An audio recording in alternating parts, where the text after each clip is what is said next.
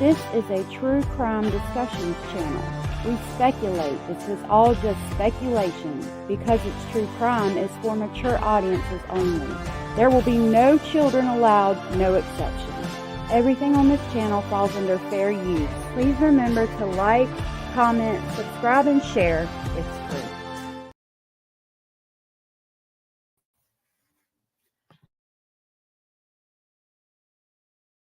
free. Oh, sorry, I was muted. Good morning, my lovely speculating family members. Good morning, good Sunday morning. We're going to talk about Sarah Boone today. We are going to look at her testify, and we are going to look at these videos y'all been talking about and see what we think and if we come to the same conclusion. I have something I wanted to say to Jenny Jen and Cozy Constellations. It is their birthday today. Please wish them a very happy birthday. I hope you have the best day ever. And this is for you guys. Happy birthday to you. Happy birthday to you. Happy birthday, happy birthday, happy birthday to you. Happy birthday to you. Happy birthday to you. Happy birthday, happy birthday, happy birthday to you.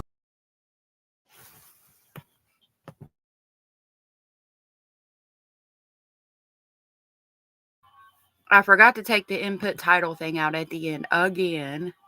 Happy birthday. I hope I got it right this time. All right.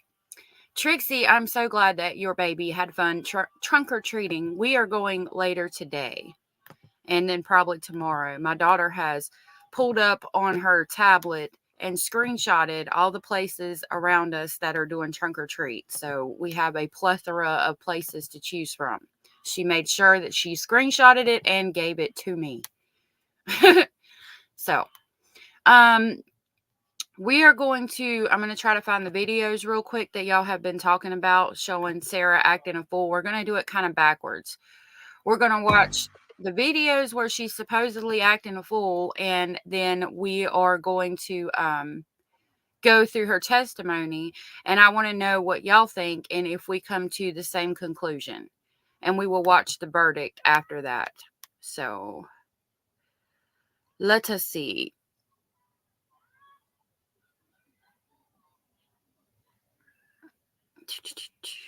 Hold on, guys. I'm trying to look for these videos real quick.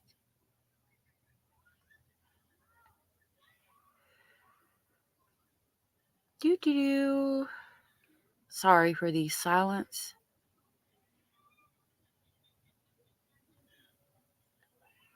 I didn't have time to do this last night. So there's body cam footage. There's 911 call. Body cam.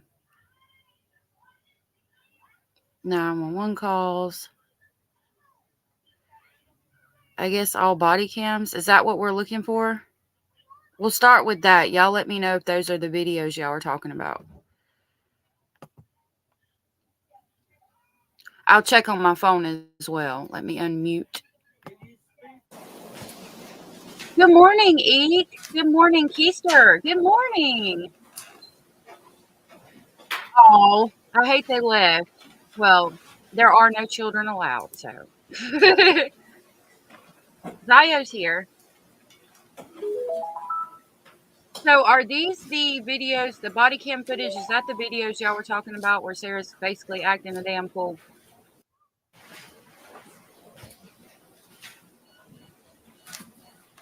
Zio says, I'm here, I'm here.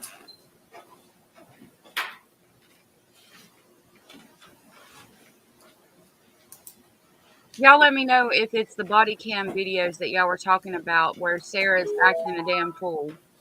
I know y'all were talking about videos yesterday that we need to watch.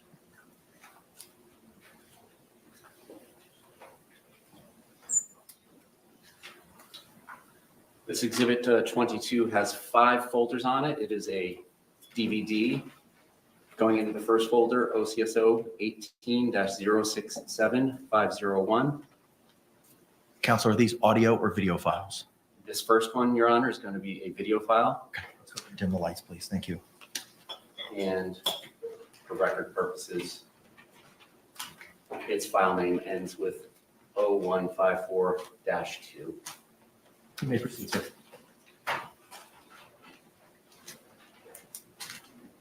Okay, so I found where at the end it says cell phone video, so we'll watch one body cam and then the cell phone video. Because we've seen the other body. Watching the one video in the folder, starting with 1924, from 0 minutes to 20 minutes, and 41:30 to the end. It says Abellis at the end. There's one right here that says cell phone videos. I don't know if you can see that, but I'm guessing that's what that is. Or George, it shows mainly George.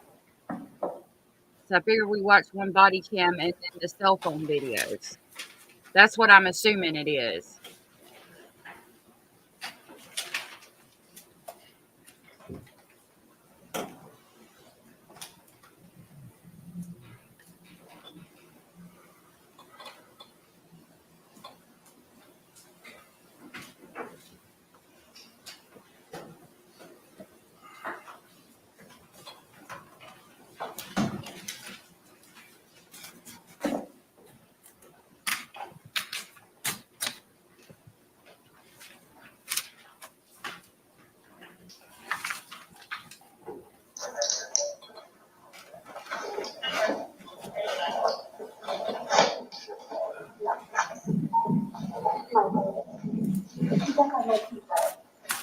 Okay, Overprotected, thank you for being here and listening. Good morning, Queen Olive Ruth Ann. Hello.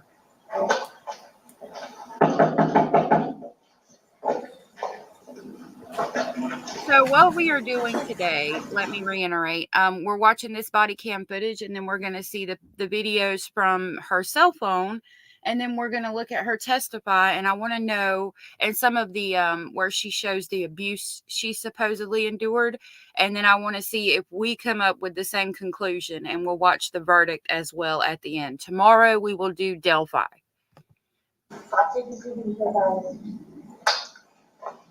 Yeah, both of these.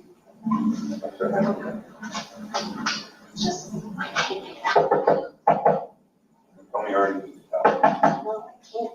Is there a back door or a sliding door? Yes. No.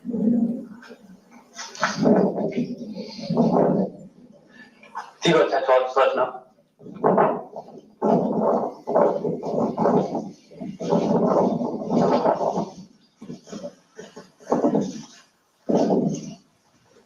Thank you all for being here. That means so much to me. I really appreciate you spending your Saturday morning with me.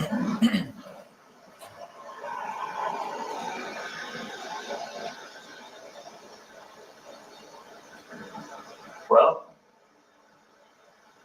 thought that was open for a second.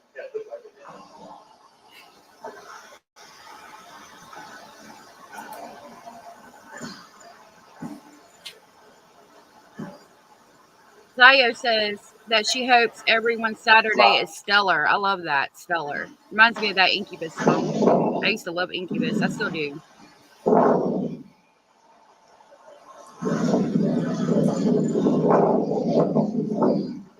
That's all.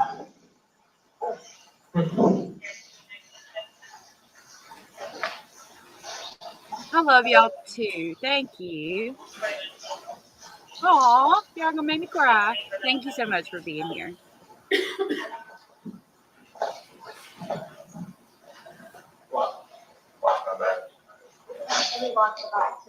You're the best, lock. Anyway, you want to call your ex-husband? You have a phone? There's a charger in that. Excuse me? It's not to say that he's not in there, just because the doors are locked. I don't understand. You think he's inside? Yes. Okay, well, we need a key so we can get inside, so he's inside. That's what. Yeah. And if your phone's gonna die, there's a charger in back, on the back side of the porch. Oh, yeah.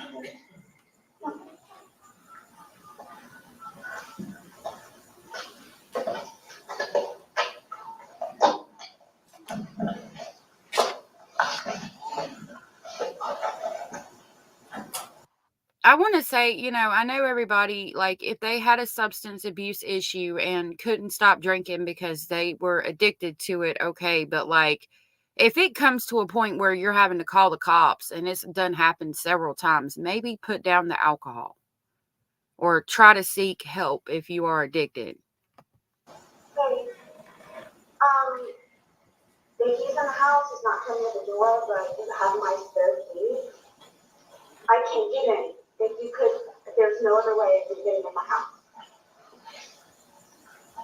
Unfortunately, can you please bring me my spare key? Yes, please. The front door and back door. I have no way of getting in. Where's he live at, man? I'm sorry? You said that's your ex? Last night, I don't see it. He'll be here in like 2 minutes. Perfect, thank you so much. I think she Thank you. definitely Is lived your, for it. this your, three things here, your ex-boyfriend, is that correct? This is my place. Okay. The boyfriend or ex-boyfriend? I don't know. Somebody you dated? Yes. Okay. Does he not have any weapons? No. No. He was arrested last. I noticed he's turning the light on and off. Like, I see you. Keep a knocking, but you can't come in. Woo! Hey guys, I just want to take a picture right here. You can see that. Saw he was arrested before, was that also, like, wasn't that? Last week. Yeah, but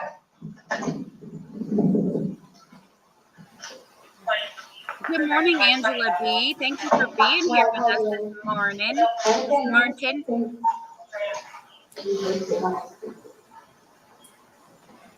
How much did you have to drink tonight? who God knows? How much did you have to drink tonight? 2 drinks, and that was what, 4 hours ago? So what's the layout of the house? Two drinks did not make y'all act like this. 2 bottles, but not 2 drinks. No, ma'am. Nobody's falling for your bullshit. What floor? Is this part here? Or is that, so these 2 windows right here? What kind of vehicle does he drive? But I lost them. She's a little bit goofy on the line. It's me about her, my dog. She's had to find dog and a dog. Oh, gotcha. So I have a feeling it's probably Ted. She's the best one. Does she have anywhere else to go? Or is this the only place she has? It's his parents' house. Where's That that one at? is going to be interesting. I don't know how I feel about Kohlberger. 80, 30, 15, wow. I got my coffee too, girl. Yes. With my pumpkin spice. Oh, gotcha. Good morning, Anders. Anders says happy birthday. You guys are the best.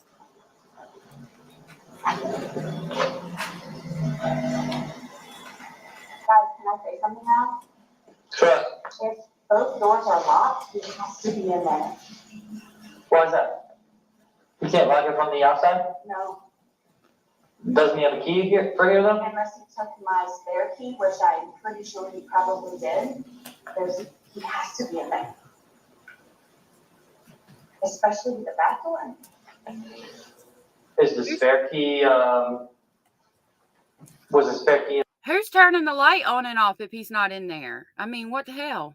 in the house? I headed outside because he wants me out all the time. So I'm gonna say that then. If those doors are locked, he has to be in there.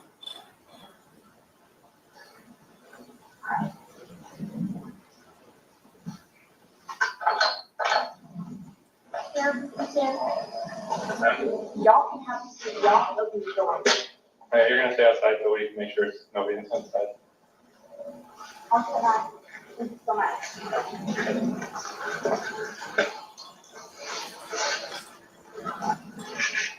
Just hang out here. I am not going in there.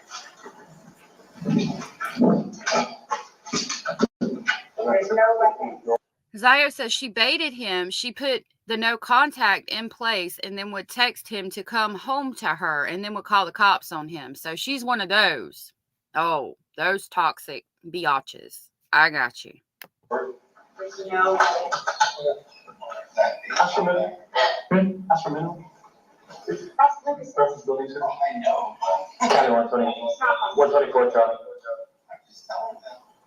Thanks, sir. Can we get minimum traffic for a building search? Are you making announcement? Yep. You guys don't have to do that. Yeah, we have a way to do things. Just let's do our thing, okay?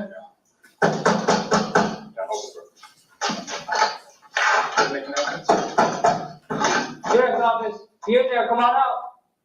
Go ladder. Sheriff's office, you in there, come on out. She kills me saying, you don't have to do that. Well, they've spent 10 minutes there trying to get in the house. I mean, and you called the cops. What do you think they're going to do?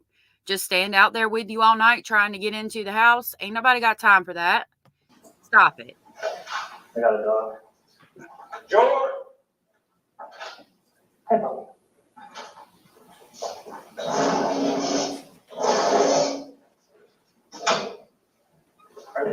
Yeah.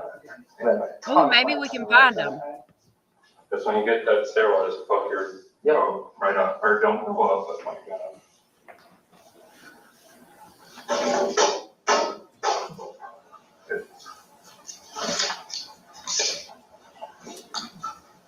George, please. If you're up there, let us know, because we're coming up anyway.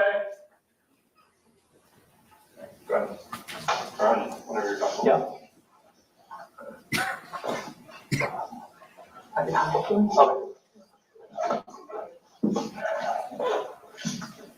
Open door right there. We sure do. Okay. I'll work on that.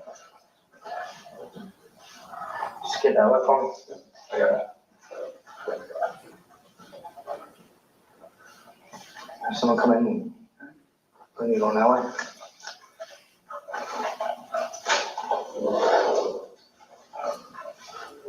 Boy! Show your hand. Come out with your hands up. George, step out with your hands up. Put your hands in. Anders, this is body cam footage from previous domestic violence issues. And if anybody out there is dealing with domestic violence, please know that there is help out there for you. I need to make sure to put the number for the domestic violence hotline in this live description box. But this is from previous times that they were fighting. And then after this, it's going to show us videos she took with her phone. Put your hands behind your head. Hey, turn around, face away from me. Turn around. Walk back to me. Walk back, walk back. Just paint the thing right now. Why don't you tell us? Interrupt you. Huh? Honestly, you didn't hear it. There's a reason you're sitting in the bathroom. That's what. Alright.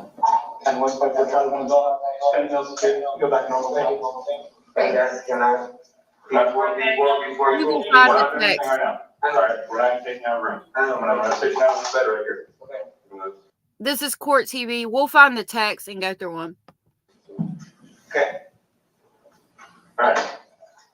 Let me ask you a question. Yeah. What happened today? Got a light here? Yeah. You just gotta pull the thing? Yeah. What happened?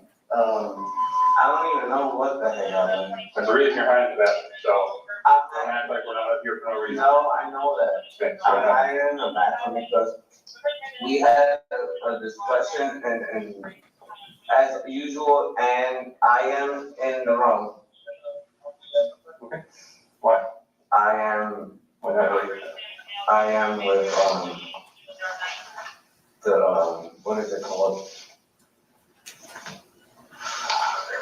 It's called, No contact for it. no. But we, How long have you been here? How many days since you got released? When did you get released? Because you were arrested last week, right? Yeah. All right, when did you get out? let's say 3 days ago or something like It was that. on the weekend? Yeah. Today's Wednesday, or was it Monday? Or was it this weekend or was it Monday? The weekend. Okay, after that, did you guys talk, come back here, yeah, this weekend, and everything is fine between you two? Anders, Don't stop tell me. What happened it. tonight? I don't know what happened tonight. George? So you cops stand in front of you, you're hiding in the bathroom, Yeah, I know. okay? That's not for no reason, right?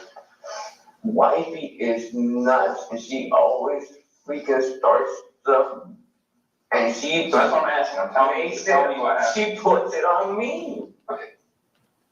She puts it on you.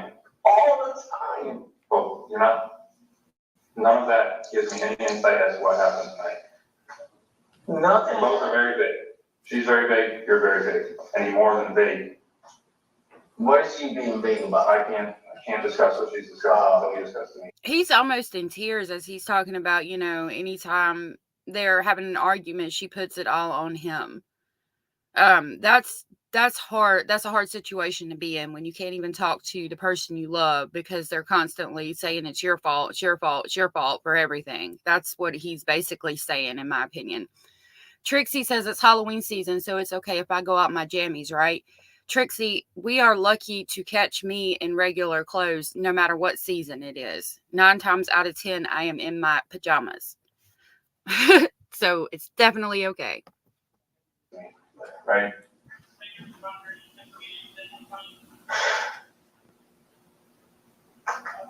We just want to hear your side of things, but You did not, Angela. What did he do? Yeah, one side. Georgia generally did, okay? Because this isn't the first incident between you two. No, I She's know been that. arrested as well, hasn't she? Yes. Okay, so tell me what happened.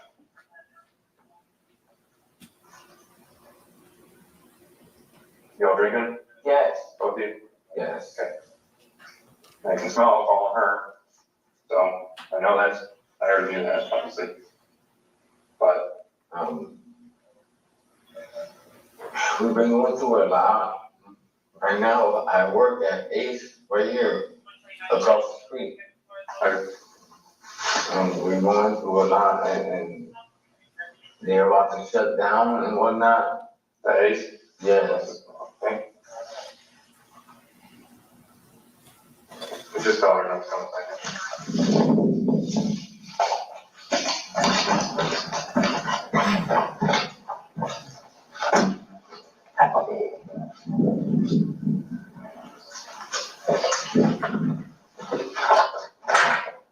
Can I please have some water? just wait. You can't drink that for right now?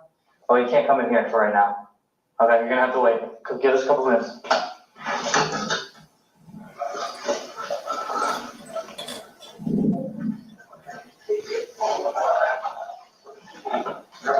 Girl, leggings are the shit. What she does, but I'm not gonna.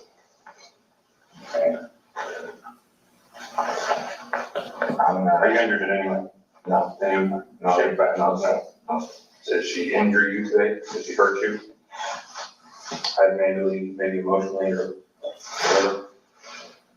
Any physical injuries? No? I'm the one. I'm always the one. Perjury, I won't say that, you're not saying that. I'm always the one. But you're the only one saying that. Nobody here's saying that. But if you don't help me, how can I help you? If you don't tell me what happened, how can I help you? That's for my woman. Okay. Sometimes that's what it is.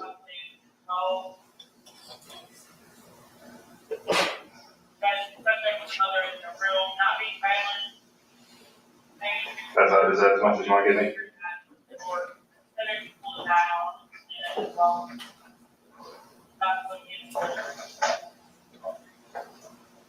What's he saying? George, I told you I can't say that. If you're not gonna tell me what's happening, I'm not gonna tell you what. He's still, like, even after everything going on and them fighting, and we know how, we've seen how she is, and I'm sure we, can gather how he is. But even after all the arguing, all the fighting, they're asking, has she emotionally hurt you? Has she physically hurt you? And I'm sure there has been some things going on, and he's still like, that's my woman. I'm basically, you know, I'm going to protect her. I'm not saying anything because I'm going to protect her because she is my woman. It's really sad to see how much he loved her, you know? She told me to see, I know exactly what it says. Can't feed you information. Why did you ever call us? Why? Why not? Would you call you? Would you call? Look. I've never been in that position, so I can't say. That is your beefcake. It ain't like that. My girlfriend's mom, she's crazy, so.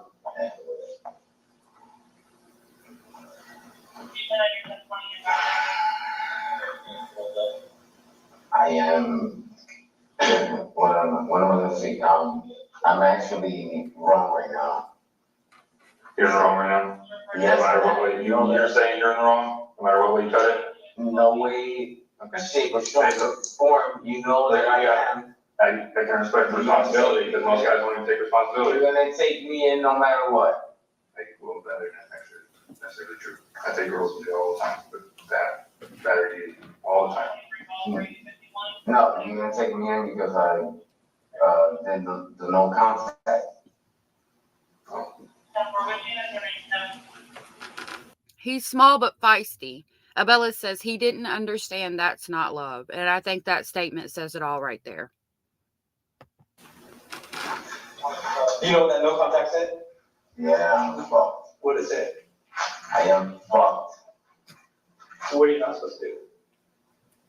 Great point. Oh, man. You're the one that took me this time. How you? I think it was better than all. That wasn't me. I don't work this time. Yeah, they're not, they're a little similar. They look a little. Our hairstyles the same. Yeah. Yeah, it's not the same guy. I promise. No, I promise you, I would remember you. It's not me. But what did no contact order tell you? What did the judge tell you? Not You don't hang out. in contact with her at all. What about in relation to this place? Are you allowed to come back? Oh, yeah, no, yeah. Let me ask you this, you just have no place to go? No, I have a place to go, but. Your mom's place? Yeah. They still over there by the Twisty Tree? Yeah. I do my homework. Okay, before you guys take me, can I get at least, shoes? What kind of shoes you want? You want some comfy ones, some fly ones? Like those, no fly ones. These, I like these leather ones. Get the blue ones, please. This one right here? Yes. What shirt you want? And that black one right there. This black shirt? Yes. You want socks? Yes, they're right there. You got a wallet, phone? My phone's downstairs. That's it. Have a wallet. Not that shirt. Whatever. There's another black shirt that's comfy. Maybe it's this one. Is that the other one?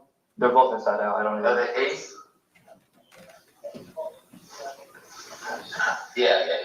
You like the Ace one? Yes. Alright, we'll do that one. Can I, please, sir? Please, what do you need? So I can put them on? Oh yeah, we'll handle that in a second. Let's get the shoes on. Okay. Where do you say the socks were? Yes. Is black or white? The white ones. Okay.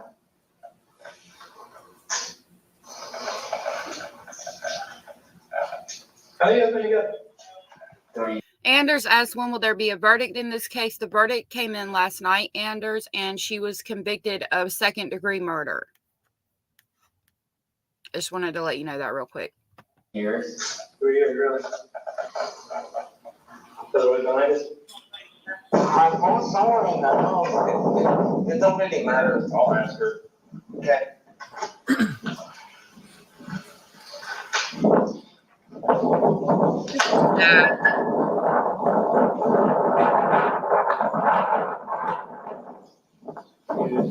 Just step up right here for me, please. Like, the police even knew where his parents lived because they've been there so much. And poor George kept going back because he thought she really loved him. And maybe she did, but she's so toxic, in my opinion. Are you okay? Oh, okay. Okay. Yeah, no, it's okay. Just a quick question. He's asking about his phone. Do you know where that'd be? No, I don't know his phone. Okay. You don't have it in your vehicle or anything? I do not. Okay. I happen to find myself. Wait. I need my car keys. Okay. They're not on here. They're inside the house somewhere. You seen them? I haven't seen them, but they're in there somewhere. They're not on here because I had to search him before he got in the vehicle. Is it too much to ask? If you could ask him where they are, please? Okay. I only have one set. Okay. You don't know where his phone is? Okay.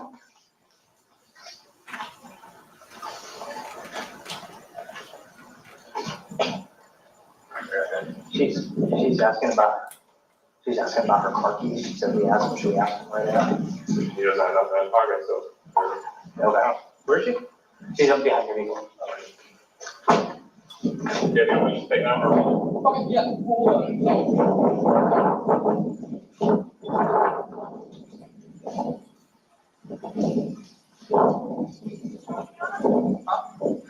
No, he didn't have anything in his pockets. We can take pictures real quick, you don't mind? We're gonna take one overall. No, they are. Man, do you mind? Stay right there. Actually, a little more this way, but, so we don't get the police car in there. Hurry, please, if you don't mind. You said what?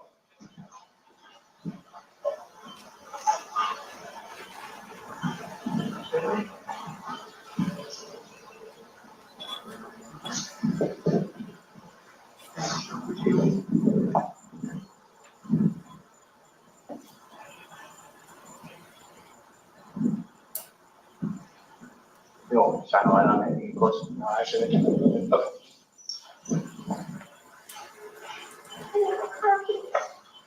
He didn't have anything in his pockets. You know, I'm gonna go on this side while. Yeah. Yeah, no, absolutely. They're gonna be coming this way, so if you want. Okay.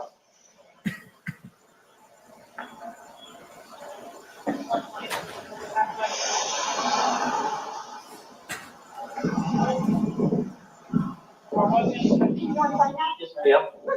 One dog's sleeping downstairs and one's in your bedroom. Coming from the area, no one else seen or heard. Do you have any other questions? I'm sure they're in there somewhere.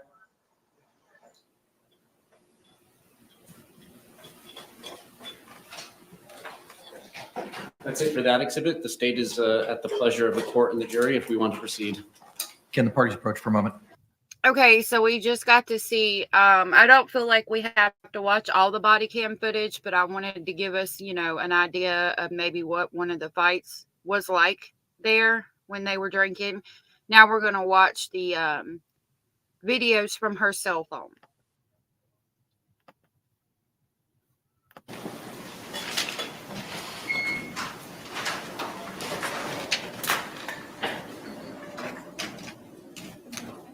I'm going to grab some coffee real quick. I'll be right back.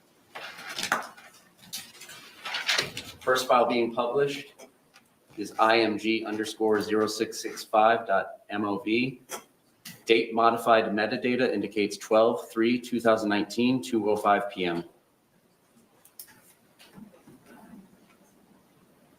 Whenever you leave the house, just let me know where you're going. And you're gonna let me leave? Yes, just let me know where you're going. And I get to leave the house? Yes, Exit? just let me know where you're going, so at least I know where you're at. Anything else you'd like to add? I love you. So it's not yank me back in the house and sit the fuck down and shut the fuck up? No, Yank. no, just let me know where you're going, so I know where you're at. So if you don't come back, there's no certain time. You don't have to come home at a certain time, because I'm not. You're grown up. I just want to know that if if it does surpass a certain time, that's like, shit, where's she at? I know where you told me you were gonna be in. So that way I can go and, So I'm not allowed to have friends. yes, nobody said you can't have friends. I can just go see Boo. You can go see whoever. I just don't want you to go frolicking with male friends by yourself because you know what's happened already. Oh, so is he saying she's already cheated? Because he says you know what's happened already, and I'll go ahead and put this out here. I don't think that's a abnormal request. My husband doesn't want me to go frolicking in the meadow with male friends either. Just putting that out there. You understand what I'm saying? So I get to go see Boo. Do you get what I'm saying? I get to go see Boo. I don't care about Boo. You can go to see Boo. Do you understand what I'm saying though?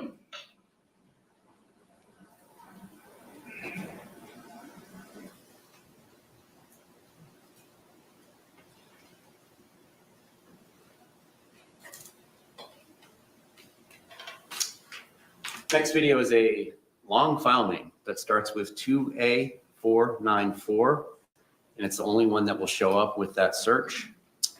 Date modified indicates 12/29/19, 12:26 p.m.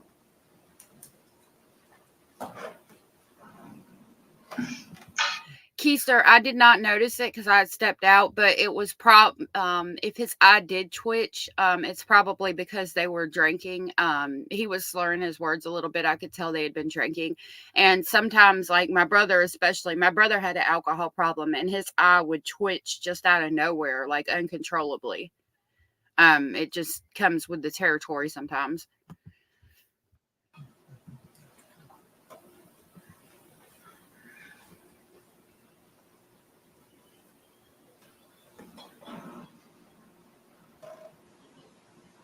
That's a good point. Fuck you.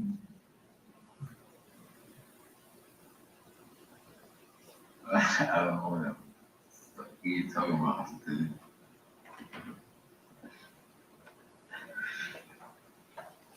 Let's just tell everybody you got crumpled on the bed. Crumpled? Crumpled. The word you're using is crumpled? Alright, so this is my sheesh, you gotta put it all on my face, dude. I know you're filming me, but you gotta put it on. What the fuck is that? Stop. Bum rush. Yeah, you're bum. I bum rushed you. Yeah, whatever. Anyways. What was the choice? So the choice was to beat your ass or get my ass beat or whatever. No. Huh? Twice. Huh? I think that was the only options. Good morning, Content Angel. Content Angel says, yay, I made a live despite being in LA.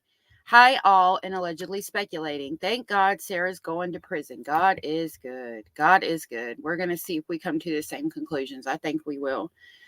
Trixie said could be dehydration from alcohol. That's a good point. My eye twitches when I don't drink enough water. I get dehydrated easily. That's a good possibility.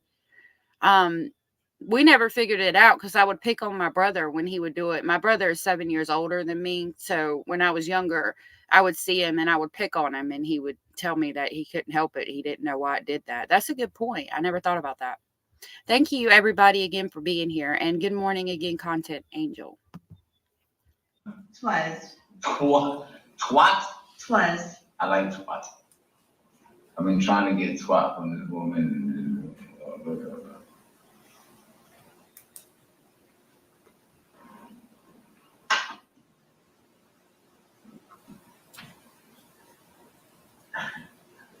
I've been trying to.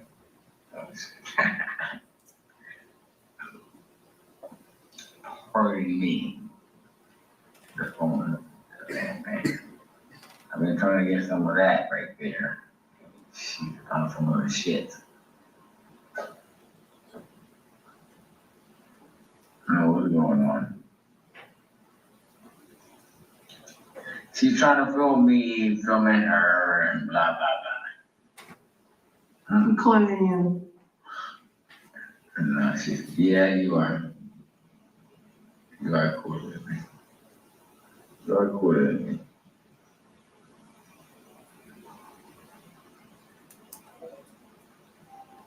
She is cooler than me. She is beyond cooler than me. They're both heavily intoxicated. Oh, I want to get this on film tape. Did I take you serious tonight? No. Did I take you serious at the beach? No. Then who was blaming on? You. I blame it on you. Sorry. I apologize. Can I walk around this way and actually film it better? I don't want darkness because you're not dark. Oh, there she goes. There she goes.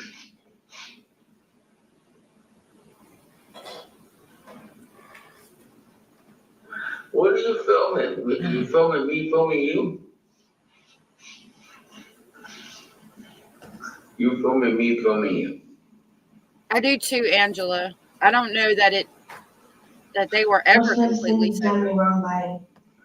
Man, I watch porno. And Keister, it's possible. Wait. It stopped. Also, I was watching porno and she don't like that.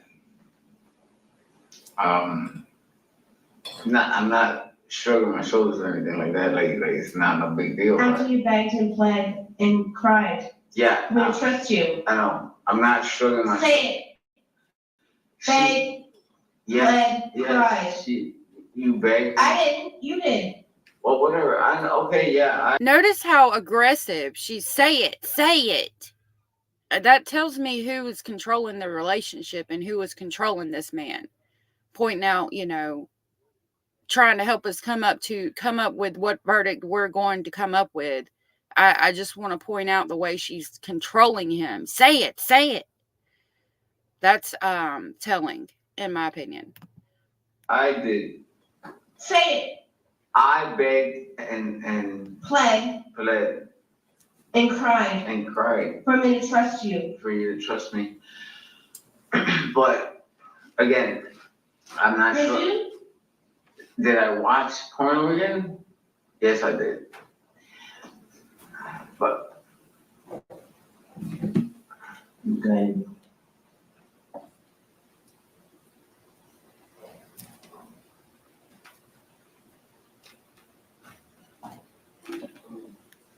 Next is a video starting with 3BB0C. She is.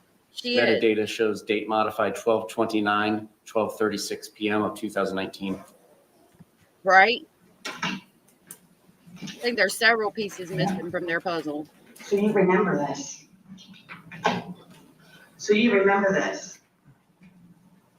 Oh, wow. Are you drunk right now? How much alcohol did you drink? Enough to be drunk. You're slurring your words. You're sleeping up against the door right now. Yeah, because I want to be next to you. Did I not tell you to not bother me? Yes, ma'am. So what is it you come up and do? What time is it right now? Yes, ma'am. Notice, yes, ma'am. I mean, who's the one controlling who here? It's 1:20 a.m.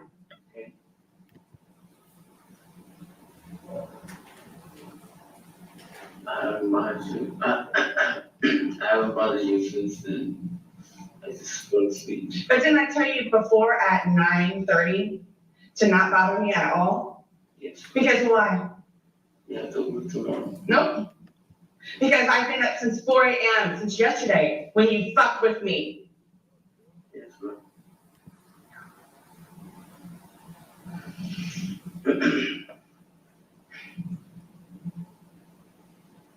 Okay, but if he's drunk and passed out in the doorway and sleeping, how is he messing with you, ma'am? I know how much vodka was in that bottle. And what's the bottle now? Kind of to throw it out. What does that mean? One more drink. The bottle's empty. I know how much vodka was in there. And then for two people to have a really good time. You know, I was told at one point that I had battered women syndrome, but I didn't ever pursue it. But let me tell you something. If I had done any of what she's doing to that person when I was with them, I wouldn't be, this would not have went this way. I would have got my ass beat. No. This is not battered women syndrome at all. I would have not dared ever do what she's doing. And who drank it? I want it to be documented that I'm leaving you, which means that you're getting out. You're getting out. You're getting out. Nobody's leaving nobody. Stop.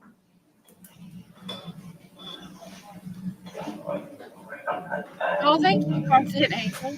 That's so sweet. And the reason why you were even downstairs and weak enough to get drunk was because you don't give a shit about me. You don't listen to what I say. Special things that I keep on my front page of my phone, so I remember to tell you about it because of how special and fun it is. I always bother you. I always bore you. You don't listen to me. Yesterday was my first day of work, remember? And I ended up 90% hearing about your day and 10% about mine. You don't bother me or anything. Sometimes you just you overwhelm me. That's the problem. You overwhelm me. By telling you about my first day of work? No, dude, you just overwhelm me about every other thing. Notice how he's like crouched in the corner and just scooting away and kind of almost in the fetal position. First day of work. So I'm overwhelming you by telling you about the fourth highest paid baseball player. That's a client of ours. I'm not starstruck. I don't even know who the guy is. I don't need. So the reason why, so you fully admit now that you didn't care and you did brush me off in the car. Midway. Content Angel, they said that they did have neighbors and the neighbors did testify.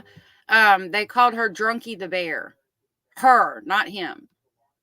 Minutes, because you're not into baseball. No, I didn't. I'm just saying. I want to go to sleep. Go downstairs. I am. I'm leaving you, and I'm going to try and cancel plane tickets. No. Because I don't do special things for people like you that are doing this, like, to me, after I asked you at 1:21 in the morning. I'm sorry, I wanted Angela. to stay asleep. I wanted to stay asleep, which is why I got into bed at 8:30. I told you not to step foot in the bedroom. So what do? Nonetheless, you're drunk. The amount of alcohol, I know how much was up. I know how much was in there. I'm so sorry, Angela. That's why I could smell you in the bed before you actually got me up. But he was in the I doorway from asleep. here. What the hell?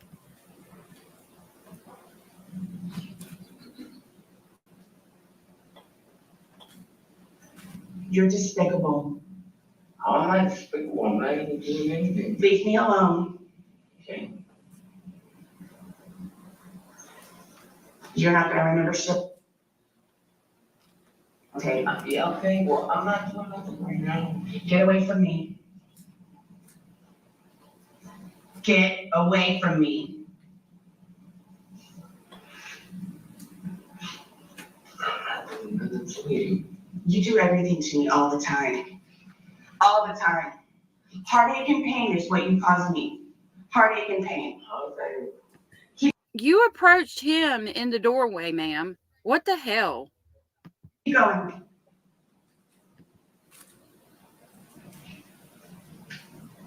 And I dare you. I dare you. I dare you. You get on your fucking little bike and go to fuck you work tomorrow. Don't look at me. Don't come close to me. Don't touch me. Oh my God. Do you understand? What do you mean? As of this moment, and until I can get you out, Get the fuck out of here. I dare you. Yep, look at it.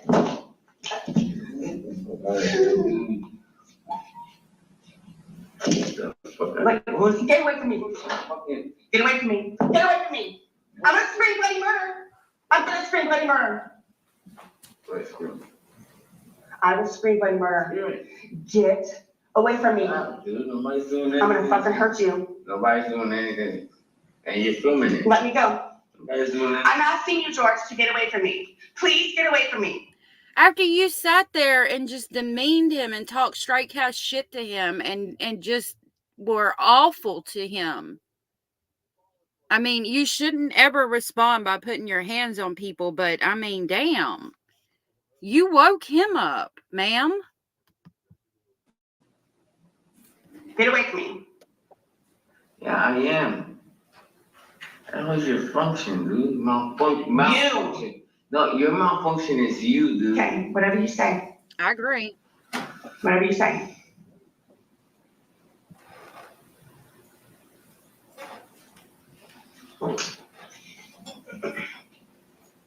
Holy shit, the whole hallway just reeks of you up here.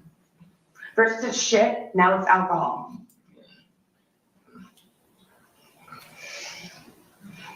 Don't step foot in this bedroom.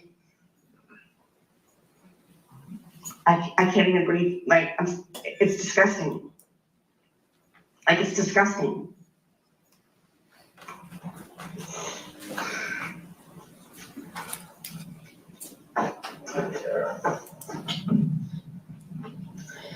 Keep filming whatever that's what you want. Then I said, love you. I don't love you. I don't like you. I don't want to be with you.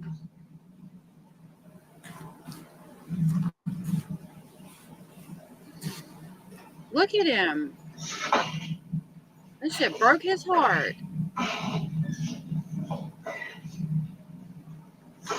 Good morning, Barb Murray. It's nice to see you. Thank you so much for being here this morning. Bob Murray says she lied to the jury. Not good. Yep.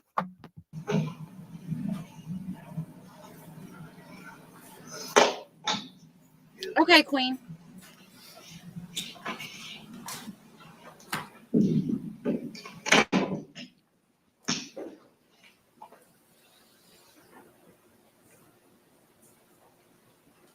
Next video starts 456. That's the only file that starts with that. Date. Content Angel said so he pooed on himself and that's why she's mad. I don't know. I was wondering that myself. I don't know if you live with a man. I live with my husband, and sometimes when men use the bathroom, in particular men, I don't know why, but it really smells. So I don't know if he just went in the bathroom and used it and it caused the smell, or if he had an accident. But either way, she's just vicious, in my opinion. Modified metadata, 12/29/2019, Hostage videos, 4:04 no doubt. p.m. That's what it seems like. And I'm not gonna have no Hindenburg situation, no Titanic situation, okay? So it's gonna be a good day. Yes, I'm missing my mustache right now. And later on, everything's gonna go off. Truth, facts. Truth and facts. All of this is gonna be missing later on. We'll take another video again later on when it happens. Love y'all, whoever watches this video. No, that's not approved. The FBA says it's approved. So it's gonna be a good day all day. Yes, it is. Even when All day. I shave all of this All off. day. Yes, even when I shave all of this off. All day. It's gonna be an amazing day. It's what time right now? Shaboing boing. It's at 9:30. It's a boing boing. Shaboing boing. That's what we're doing later on. Shaboing. Barb said we know she never started CPR. I don't think she ever did either because she didn't care. She accomplished what she wanted to do, and she thought she was going to get away with it, in my opinion.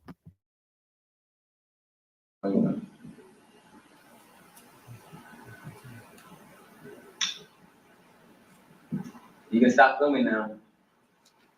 Not good enough. It's gonna be a great day. Today's a great day to have a great day. Really. Cut! Somebody come in with the,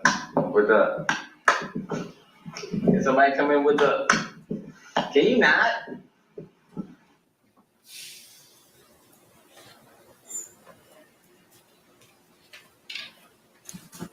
Next file is image_093.mov. Metadata. We can go back and check it and see what the ex-husband said, guys, if y'all want to. We'll go back and look. Date modified 1/3/2020, 2:48 p.m. It's makes you better treating on an app and not to play with it. Because I told him that I was gonna go to shit.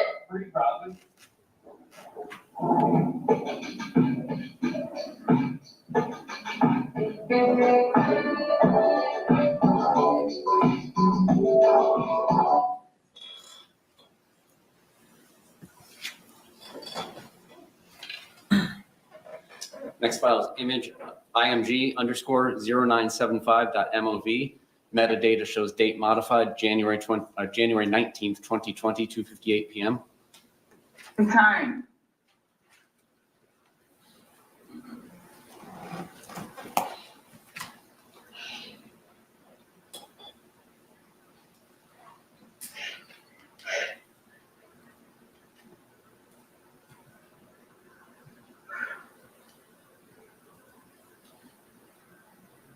Sirens, sirens, sirens, sirens, sirens.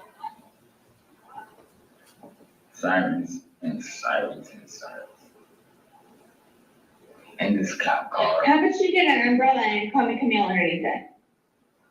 Yeah, how about we forget about that? No, we won't. I'll never be. How about we keep going on?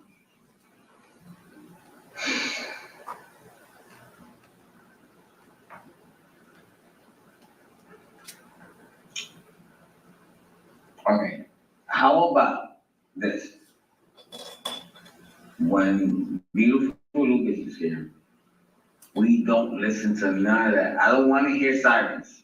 It's just beep, beep, beep, all that, whatever. I don't want to listen to that. It's every single day. Beeping and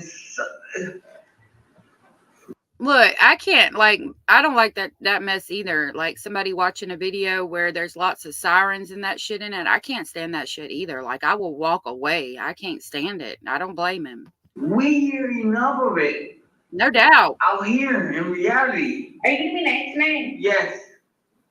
Yes. I promise you, I used to just Go for a walk. by myself. Yes. No. Go for a walk.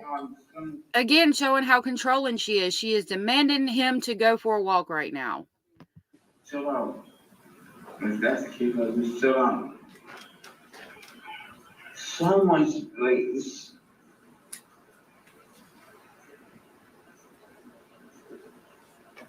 Don't ever be a woman. How can I be a woman? Don't ever. I can't. But I can somewhat understand. Don't ever. I can somewhat understand. Somewhat understand. I can somewhat understand, yes, where you're coming from. But when you have a child and it's like right now, this is too much. But we had a blast with them. Amazing. Then you got out of sorts and pushed me and you stole my phone and called Greg. Why is it that I got out of sorts? You pushed me. I pushed it. I didn't push it. I think How so do I too, get out Barb. of source all of a sudden? I don't want to hear it. You drink too much and you're upset. Thanks so much. Go get your fuck card shit. What are you talking about? Your retard paper. Don't hit women. Wow, Sarah. What a great word. Have I hit you? No. So where are you going with this?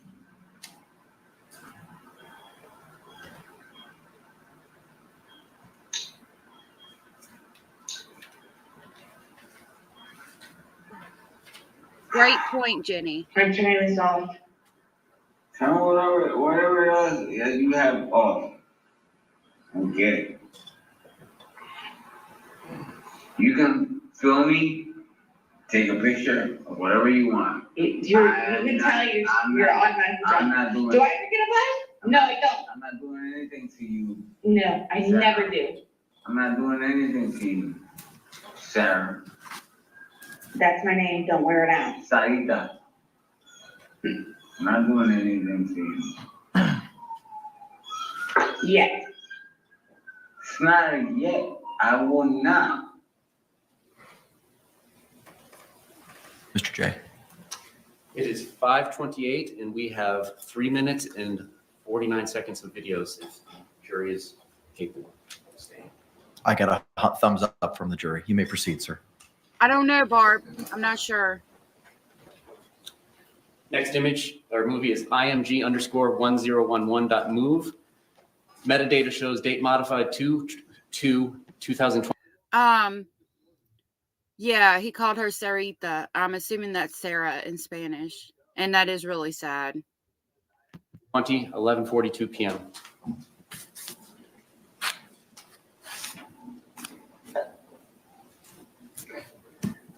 Hi, my fan. This is what happens. Are you going upstairs? Oh, thank you, Angel. for clarifying that. That's sad. Where are my car keys? Where are my car keys?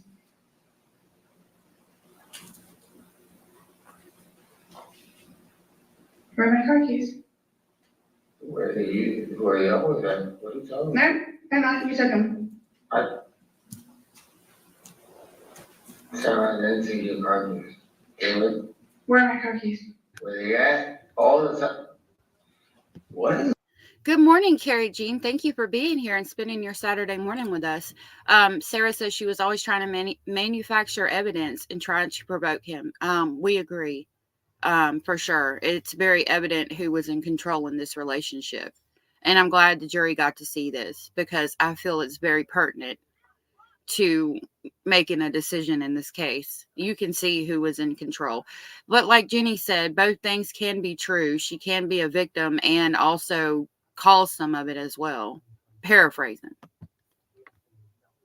What in the world are you talking about? They're in the, they're there with No, they're not. Sarah.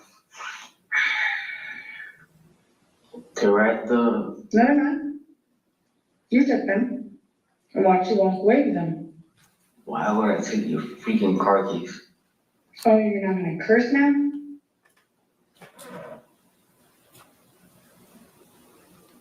What are you talking about?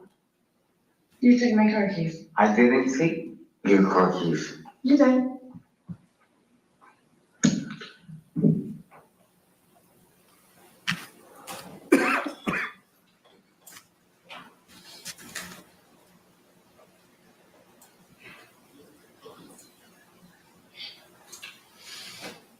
Movie starting with file name B51, long file name.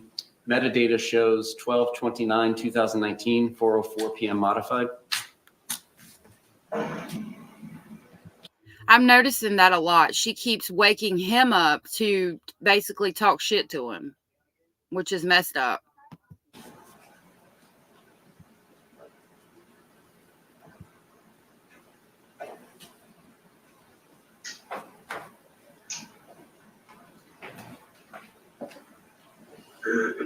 I'm gonna go to court and I'm gonna tell the judge, listen, my fiance has nothing to do with it.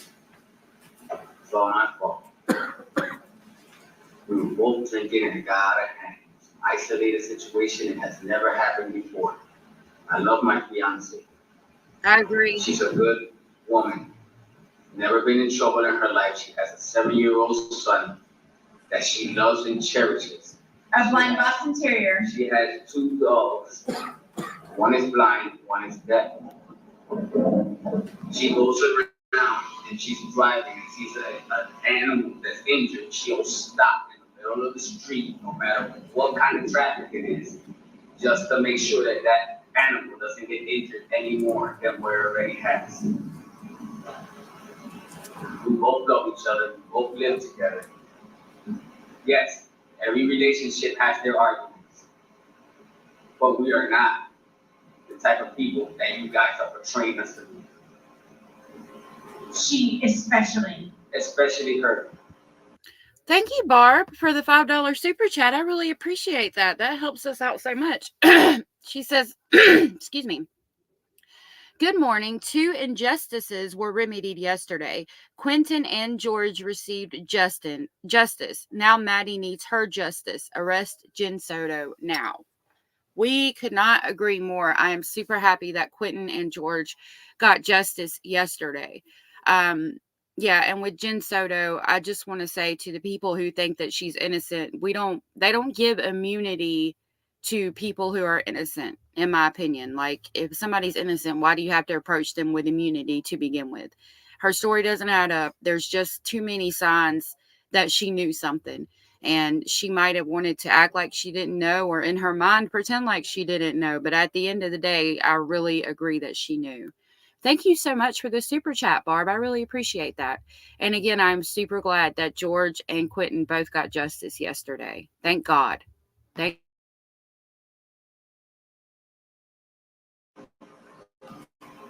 So please, if you can, dismiss this case, Close. drop it. She is not the type of person. Good person. Great person. Angel. I know she'd be an angel. She's close to it. Right, Barb? And it's sad. Yes, ma'am. It's so sad. I love you to death.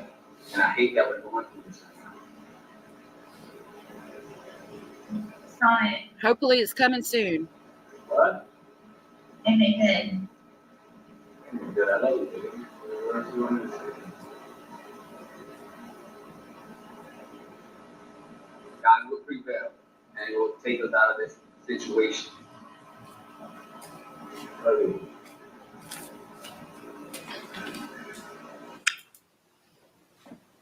That'll be it for today, Judge. All right. Get your lights back on. Okay. Members of the jury, it is 5:33 p.m. I think. That was really hard to watch. Poor George. I mean, I could really tell that he loved her very much. Let's pull up the testimony from her ex-husband and see what he said about seeing George's legs. And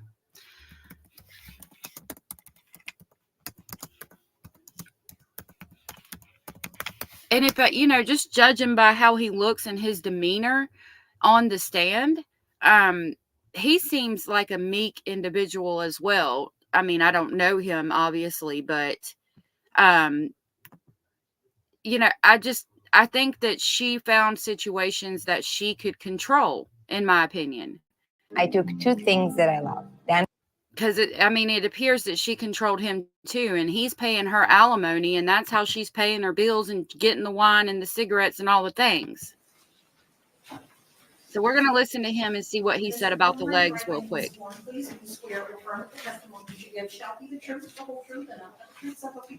Yes. Sir, good I afternoon. think so, you could be seated. After seated, if you could please state and spell your name for the record for us. Brian Boone, BRIAN, BOONE. Thank you, sir. You may inquire. Jenny, I'll look into that. Email me, love. Good afternoon.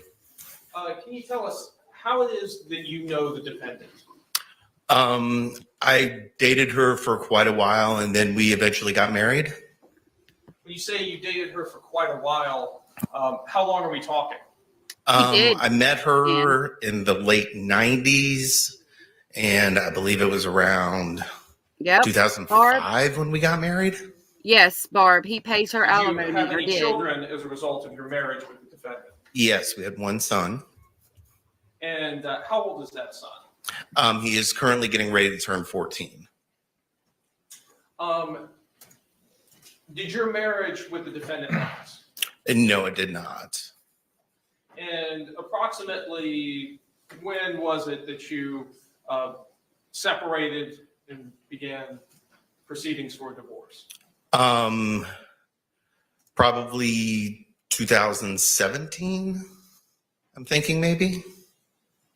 And at that time, when was your divorce actually finalized? Maybe it was 2016. I think the divorce was 2017, I believe. And after your divorce, what was your custody arrangement with your son that you had in common with the defendant? She was supposed to have him on Mondays and Tuesdays. I would have him Wednesday, Thursdays, and then we'd alternate Friday through Sundays every other week.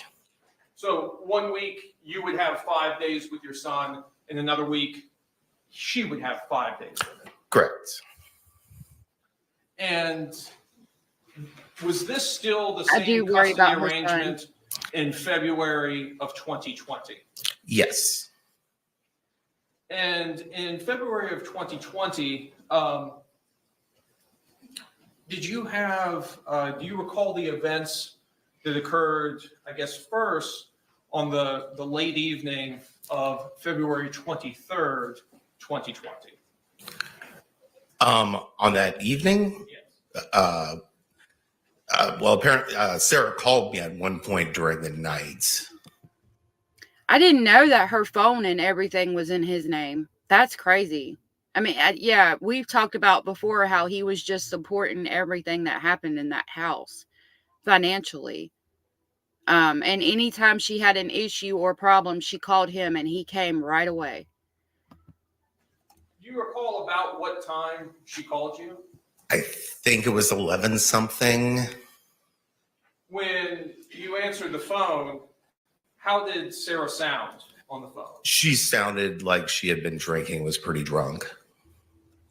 Were you able to understand what the defendant was saying? Somewhat, but she woke me up. I had work the next day. I was asleep when she called. She's done this before, calling me late at night, and generally I kind of just try to ignore it, so I wasn't really paying attention.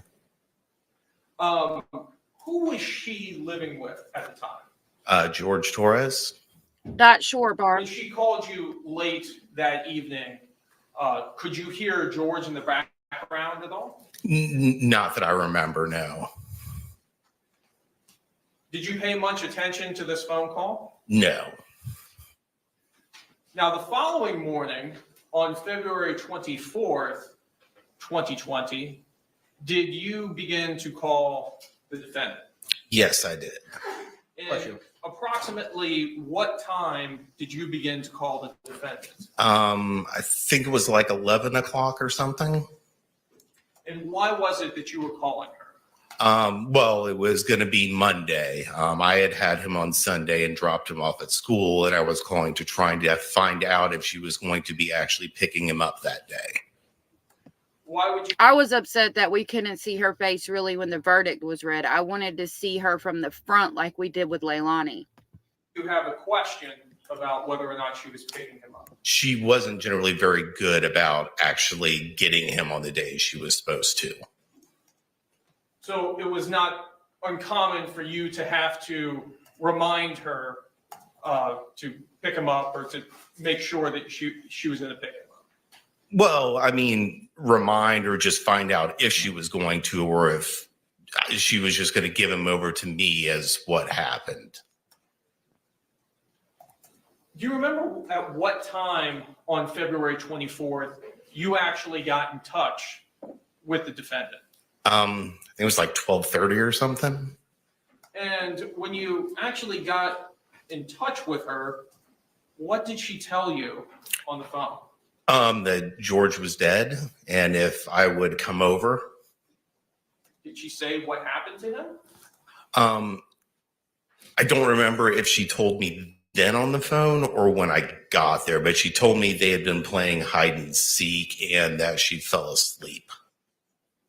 What did you advise her to do? I told her she needed to call 911 and that I would come over as soon as I could. And this is on your first phone call here at approximately 12:30. Yes. On 2/24/20. Yes. Did she call you again Me while too. you were en route to her residence? She did. She called to find out if I was still going to be coming over. And when you spoke with her while you were en route, what, if anything, did you advise her? I told her she needed to call 911 and told her I was on my way, but she needed to get somebody over there. How long did it take you to arrive at her residence? From the first phone call or? Yes, from the first one. Well, I mean, I live a minute or two drive away, but I had to get my puppy. We had just gotten a puppy recently. I had to get him in his crate and stuff like that and put something on because I was working from home. And total time, maybe 10 minutes. When you arrived at her apartment, tell us what she told you when you arrived.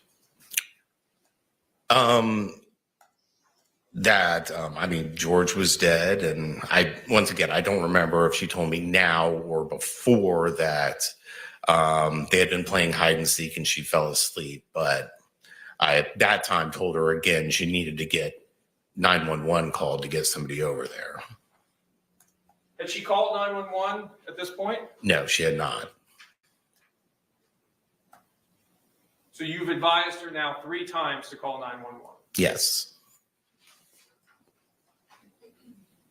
Did you go inside of her apartment? I walked in the front door into the little tiled area, like entranceway thing. Right here is What, what if y'all want to anything, hear. did you observe when you made it to that point?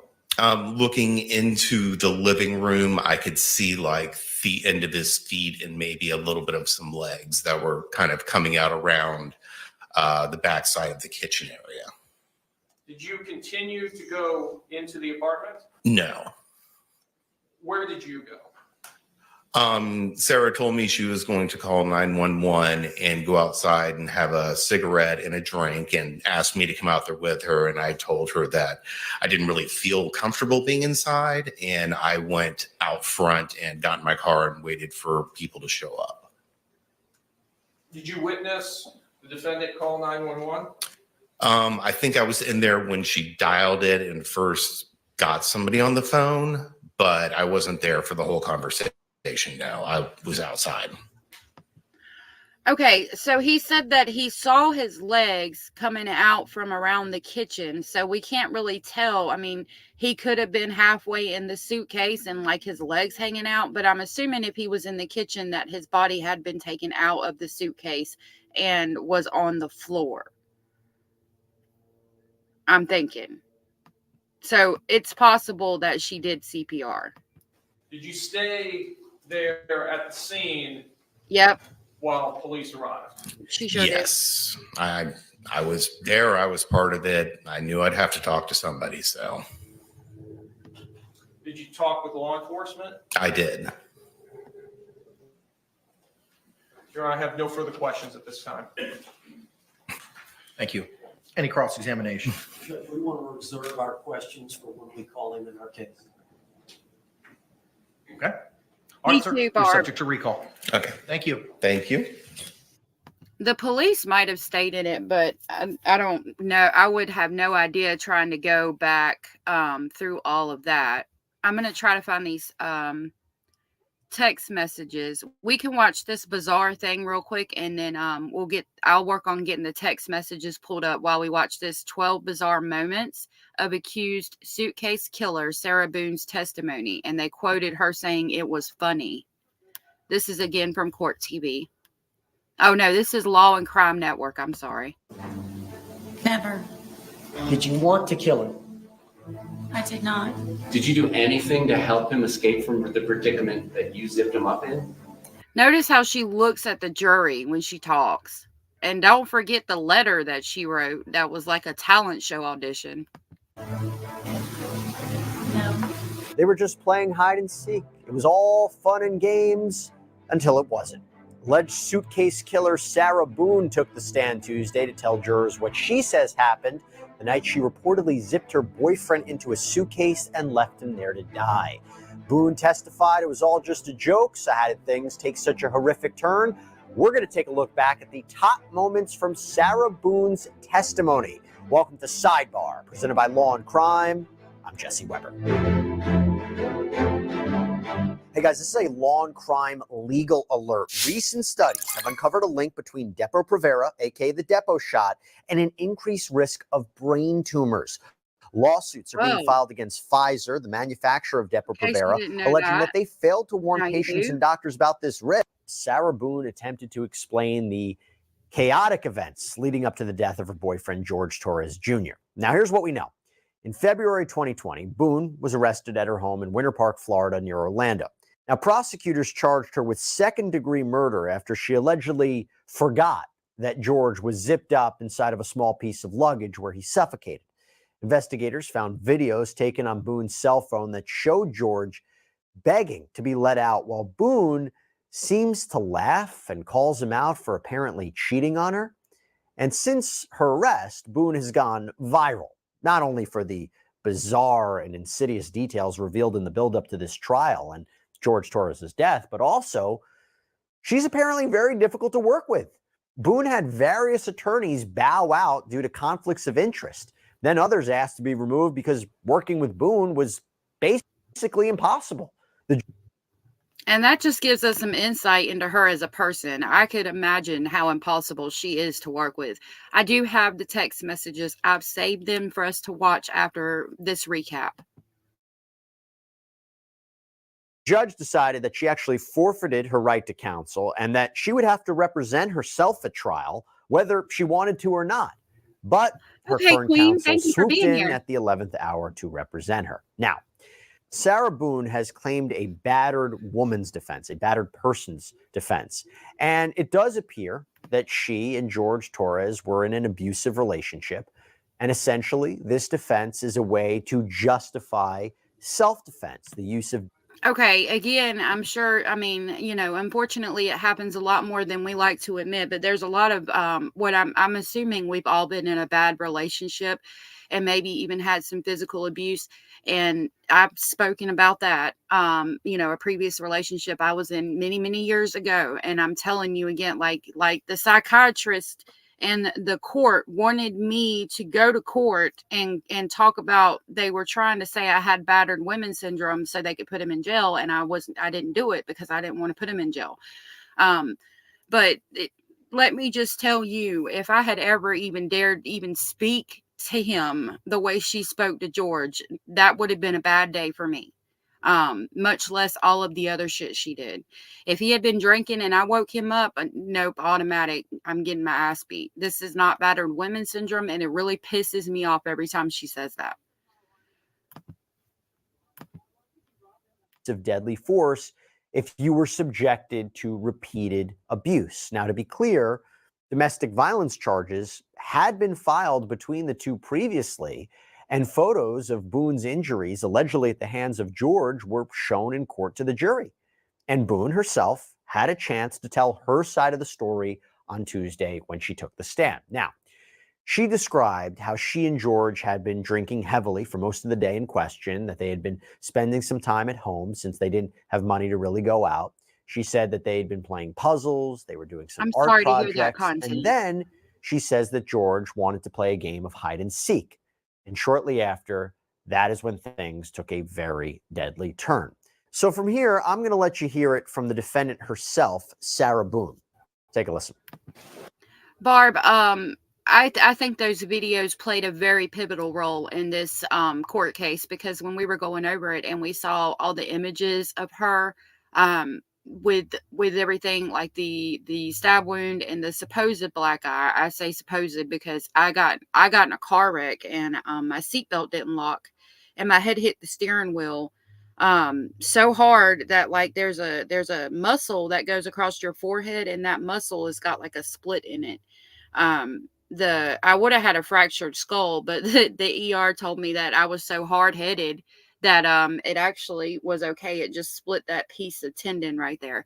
But my head hit the steering wheel so hard that my whole entire face was purple, and then it changed to yellow and green, which sounds gross, but that's just what it does when the bruising happens. And my eyes, there was no white in my eyes. It was all blood, like popped blood vessels. People would stop me and ask me if I could see, and I could see just fine. It just took time to heal. But I've never seen a black eye like that. Now, I could be wrong. Maybe I just didn't have a black eye. Maybe it's just because I didn't get punched directly in the eye. But I've never seen a black eye like that, as black as her eye was. But I think and seeing things like that plays on the jury's heartstrings, you know. But those videos are just explain everything. I don't even think I made it all the way down the stairwell because I was just looking for him as soon as I could to hopefully go upstairs as soon as we could. And I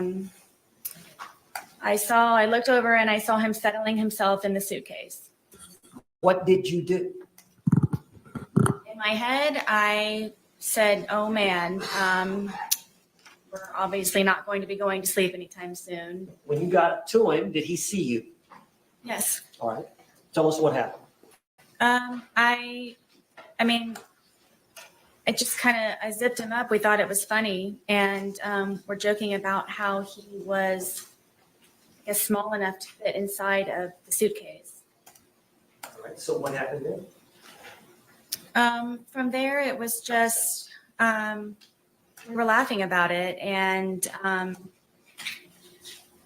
it was just strange that he was small enough to fit in there. And then I'm sorry, Angela. I kind of moved it around a little bit with him in the suitcase still. It was still funny that he was still in the suitcase. Just, I think he and I were just kind of. Oh, Trixie.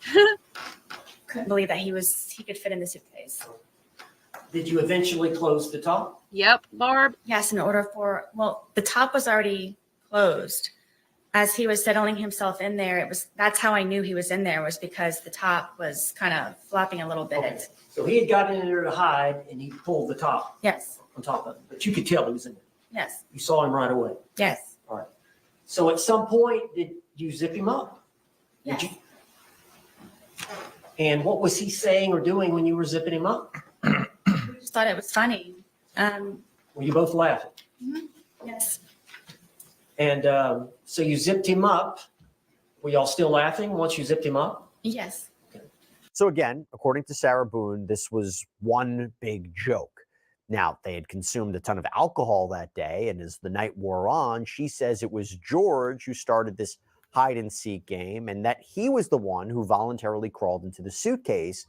But Boone admits that she's the one who actually zipped him up inside.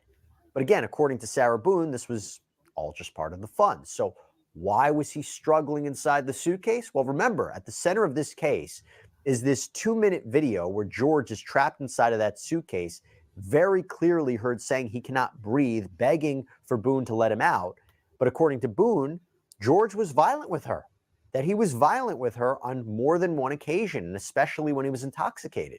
So keeping him confined, she says, gave her a chance to feel safe from him. Take a listen. That's when I went over and decided to videotape to.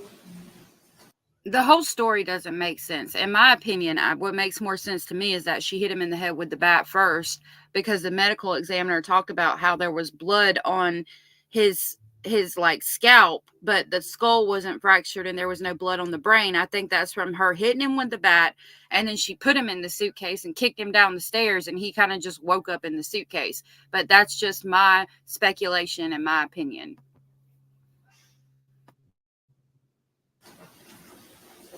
Just see the, I guess the jest in it for him to understand that right now I feel safe, and right now I have the ability to actually speak to you in a manner that normally I would not have the ability to. Carrie, I didn't catch that. That's a great point. I didn't catch that. And you were intoxicated, Yes. and you would agree that you said some things you should not have. I think so, Content. Yes. Thank you, Jenny. You realized he could not get out and get at you. Is that fair? At that moment, yes. So it goes on for about 10 minutes. Yes. You heard it here today, did you not? Yes. You heard his voice as he was speaking from the suitcase. Yes. That was his voice on the video and audio. Yes. And you heard your voice on the video and audio. Yes. That was your voice. Yes. All those things said by the man were said by George in that 2-minute video.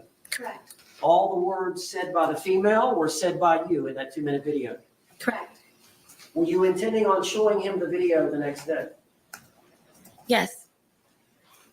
At the time or the next day, is it fair to say you don't even remember a videotape? I do not. So from what you can tell from watching it, did that refresh your memory about that event? It did. Why did you say all that? I want you all to know that the majority of the time, I'm always afraid and always scared. All right, well, I understand that. Okay. The videos we just saw suggest way different, ma'am. No, ma'am, not today, not tomorrow, not next week. Stop it. I understand that. But would it be fair to say that you had some anger at that point? I did. Would it be fair to say that you wanted to tell him off to some Oh, degree? no, Barb. I just wanted, yes, for him to have a better understanding, which was the whole point of the videos and documentation prior. And you could tell that he was uncomfortable. I'm guessing. And did you want him to feel some uncomfort? I did. Okay. So, in other words, she's telling the jury that this video was her way to talk to George, to get him to listen to her. But also in that video, she can be heard seemingly mocking George and reminding him of times where she says he beat her up. Now, what is not on that video, she says, is George threatening to hurt her if he gets out of the suitcase. Barb, that's a job that is hard. I'm not a nurse, but I know what that job entails. I've seen it firsthand, and I just want to commend you for that. That's a hard thing, to be a nurse in a jail. I couldn't imagine. Thank you for doing that. That's amazing. It got very heated very quickly, and he continued to push on the suitcase. And my fear was that he was going to break out of the suitcase, knowing that it was a broken suitcase. And his hand started to come through. His hand started to come through this way. And so I shook the suitcase, trying to get his hand to go back in, shaking it, and telling him that, please stop doing this. Please stop doing this to me. Please. She's grabbing the suitcase, shaking him, pushing his hand back in and telling him to please stop doing this. But you're the one that's committing an action right now. Good morning, Linda. Listen, it's nice to see you, and thank you for being here with us this Saturday morning. Linda says, let me tell you, as a battered wife of 15 years, if I ever got my abuser zipped up in a suitcase, I would have to run for the hills, not sit and videotape, for real. Yeah, that's what I was saying when we first watched this a couple of lives ago. I would have never dared to do that, because when he comes out of that suitcase, he's coming for blood. Like, this is not battered women's syndrome. I'm sorry. Please stop doing this to me. Thank you So again for being here. his hand actually got out of the suitcase, Yes. and you went to the suitcase Yes. and shook it. Yes. Did that force his hand to go back in? No. So you're shaking it. Were you shaking it to try to get the I'm suitcase- sorry, his Lydia, hand back that in? you had to go Yes. through that too. How long did you shake it? I don't know. But his hand was still out. I hope you're doing better Yes. now. Was he trying to get out? Forcefully, yes. Was he angry at you? Yes. I don't know who wouldn't be. He was scared for his life. Were you in fear? Always. But you're the one. If he would have gotten, You're the one pushing him back inside the suitcase, flipping the suitcase over, pushing him with the bat, and saying, "Please stop this. Please stop this." While he's telling you he can't breathe and trying to get out. Again, stop it, ma'am. No, ma'am. out of the suitcase, what would he have done to you? Like he used to tell me, he probably would have made me unrecognizable, or I would have lost my life.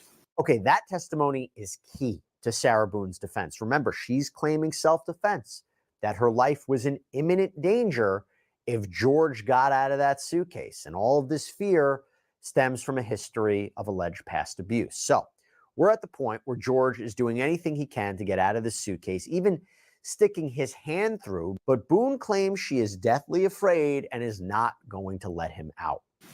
For the split-second reaction that I had, I happened to see that, and I grabbed the baseball bat and was trying to poke his hand to go back in, to please don't break through, please. So I hit his hand. And you said you poked him with it? Yes, I kind of pushed, like I held it with the skinny part here, and I'm then so sorry, Linda. So the grip here. I'm glad you're brought better it at now. it. Yes, You grabbed it with both hands here, yes, and then the barrel of the bat, the big part of the bat is here. correct. And you thrusted it into the different areas of the suitcase? I started with his hand, and his hand, he was still trying to get out. He was still trying to do that. So I started to push on the suitcase around it, hoping to have his hand retract and go back inside. You made those injuries. I did, We've seen the photographs. yes, We see the bruising. Is that from that bat? yes. Eventually, did his Right. hand go back inside Linda, from you doing? exactly. Yes, finally, he had subsided and retracted his hand. If you were really a battered woman and you got him in the suitcase, then why didn't you call 911 and like stand outside until they got there? But no, you got your phone out and laughed and videotaped it. That's not, no ma'am. No ma'am. So in your mind, did you prevent him from attacking you? Absolutely. Did you believe that he could breathe in there? Yes. Did you ever believe he could die in there? Like Kurt would No. eat. At all. Were you trying to kill him? Never. Did you want to kill him? I did Oh, not. Let's set the stage one more time here. I misread that. But the person I'm with now, that I've been with for the past 7 years, he would help me hide a body. He loves me very much. I'm very fortunate to be with him. To be clear, Sarah Boone is admitting to not only zipping up George in the suitcase, but also essentially shoving him inside of it. First by shaking the suitcase, and then even with a baseball bat. So eventually the tense moment dies down and George stops trying to escape, but she still doesn't let him out. She just walks away, heads I'll upstairs. have to look into him. You Mark. might be wondering, why didn't Sarah Boone just call the police at this point if she was truly this afraid of George Torres? After all, George is zipped up in the suitcase. He can't hurt her from inside. Well, turns out she did make a phone call, but it wasn't to the police. It was to her ex-husband. And that's all she says she remembers before going to sleep. And again, even after your ex-husband woke up the next day and is on the way, you still waited however long to call 911. Because again, in my opinion, allegedly speculating, you thought he was going to get there and help you hide the body. And he was like, no, ma'am, not today. Nope. You better call somebody else. Leaving George Torres inside of that suitcase where he eventually died. So what was her reaction when she found him the next day? How did you feel when you saw the suitcase? I don't think I've ever experienced anything like that before. Describe it Oh, to the I jury. remember now. Thank you guys. I guess it was. Reminded me. I remember who Daryl Brooks is now. Thank you. I was aghast, and I just can't describe the feeling. Bless you. It was terror to Bless you. a certain degree. I'm sorry, say that again now. It was terror to a certain degree. I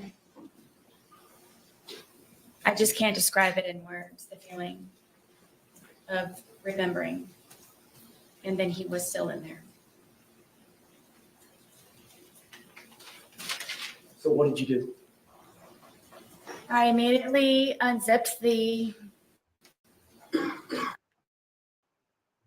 Abellis says that she worked in a psych ward for a while and had headaches after every shift. I couldn't imagine doing that either. That's another very commendable job, and thank you for doing that, because that's hard too. It's hard to deal with somebody that doesn't understand what's going on or why they feel a certain way or act a certain way. I couldn't imagine having to help somebody like that is in that type of position when they don't understand if you're trying to help them or hurt them or what's going on. That's scary for anybody.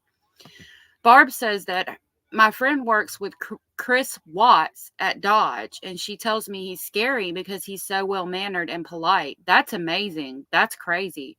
I could only imagine working with him, because he always seemed well-mannered and polite, even when we looked at the video where he's lying, and then you take into account what he did to them babies, putting them in that oil reserve thing, and his wife. My God, I couldn't imagine working with Chris Watts. That's crazy. I immediately unzipped the suitcase, and I was screaming, George, George, George, and I was shaking him.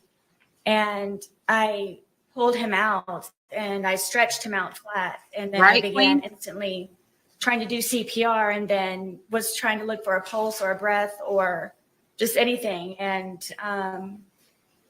was just screaming his name over and over and over again. And come on, George, come on, George. And I continued. So she said she pulled him out and was shaking him. So by this, I would assume he was laying on the floor and not still in the suitcase. Continued CPR, and I continued CPR, and he was gurgling. And what color was it? What color was he? Yes.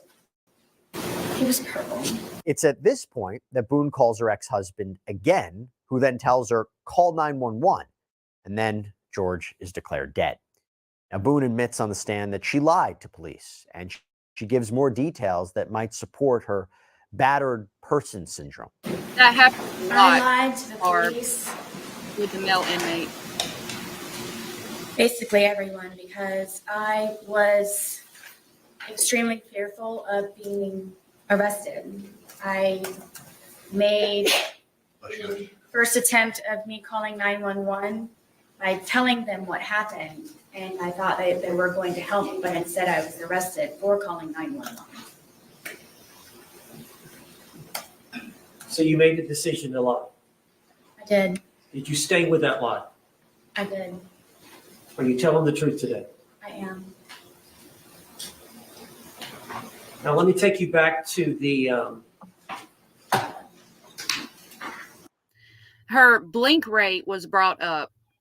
How many times she blinks, you can just tell she's lying, and that look on her face, I just can't even. To this incident.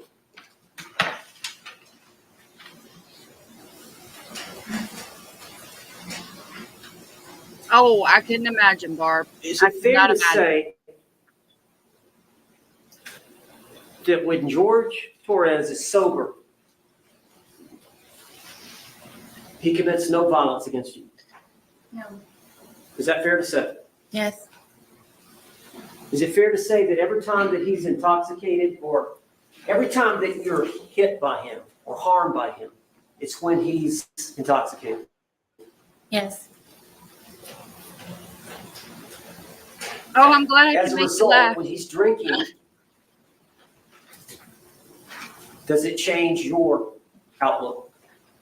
She Yes. is. Could you explain that to the jury?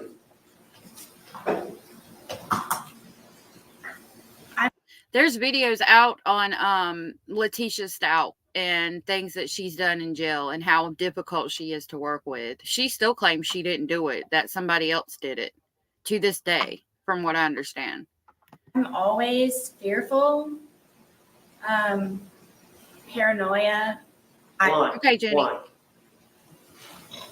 Because I try to protect and defend myself for fear something happens at the last ultimate second. But you're always that way, fearful. Is it because of these prior incidences? Okay. Absolutely. Thank you, Linda. And by the way, when we discuss battered person syndrome, please make sure if you're here or watching the replay that you hit the thumbs up. It puts me in the algorithm so more people can check us out and come join the Speculating family. Thank you so much. that usually can be characterized by the psychological effects that result from living with intimate partner violence. According to experts, this can cause a person to have flashbacks of traumatic events, an increased sense of a fight or flight response to perceived danger, even causing someone to take action to eliminate a potential threat. So what exactly are these prior incidents that Boone testified to? Well, I have to tell you, her descriptions are really brutal. And she says that they always occurred when George had been drinking. And remember, Boone testified that on the day in question, George was drinking. She knew this meant that he could harm her. And George actually had been arrested for past instances of domestic violence. The jury, even as I mentioned, got to see pictures of just how horrific this past alleged abuse really was. And they heard countless stories of this, including an incident where George apparently stabbed Boone with a butcher knife. Miss Boone, is that you? Yes. Are those injuries to your arm? Yes. Were they caused by George Torres? Yes. And during the same incident, is this you? Yes. Is that? So we did see all of these images of where she got stabbed and was, had these bruises on her. And, there's a possibility that she could have fallen down when she was drinking, or she could have done it to herself. My thing is, I would like to see if George had any bruises. And I wonder, even if he did, even if she had started the fight and he was trying to protect himself, if he would have even said anything because of the way he was about her. That's my woman. I'm going to protect her. That's my fiance. So I doubt, even if he had bruises and had been hurt by her and maybe was trying to defend himself in some of these instances, I doubt he would have even said anything. My question would be, what did George look like? Number one. And number two, did he do this? I mean, some things like this is a fingerprint bruise. This dot right here, that's where he grabbed her on her arm. So not everything here is done by him, by her, but I do think that maybe sometimes she exaggerated it. And I do believe almost every time, in my humble opinion, that she started it. That's just my speculation. Had an injury or bruise to your ribcage area? Yes. You had to go to the hospital as a result of these injuries to your thigh? Yes. Okay. It was extremely painful. Is that a We're glad to depiction have of you, the Linda. Yes. Is that your thigh? It's my thigh, yes. And your knee? Yes. So George stabbed me in my leg. I almost bled to death. All right, well, let's go back and explain what led up to that. I thought it would. Now, remember, when you drink alcohol, it thins your blood. So even though there might have been a lot of blood, that doesn't necessarily mean that he had an artery or anything. Could he have? Yes, it's definitely, he might have hit an artery. Okay. But when you drink, it thins your blood. So if you get hurt while you have been drinking, you're going to bleed a lot more than you would if you hadn't been drinking.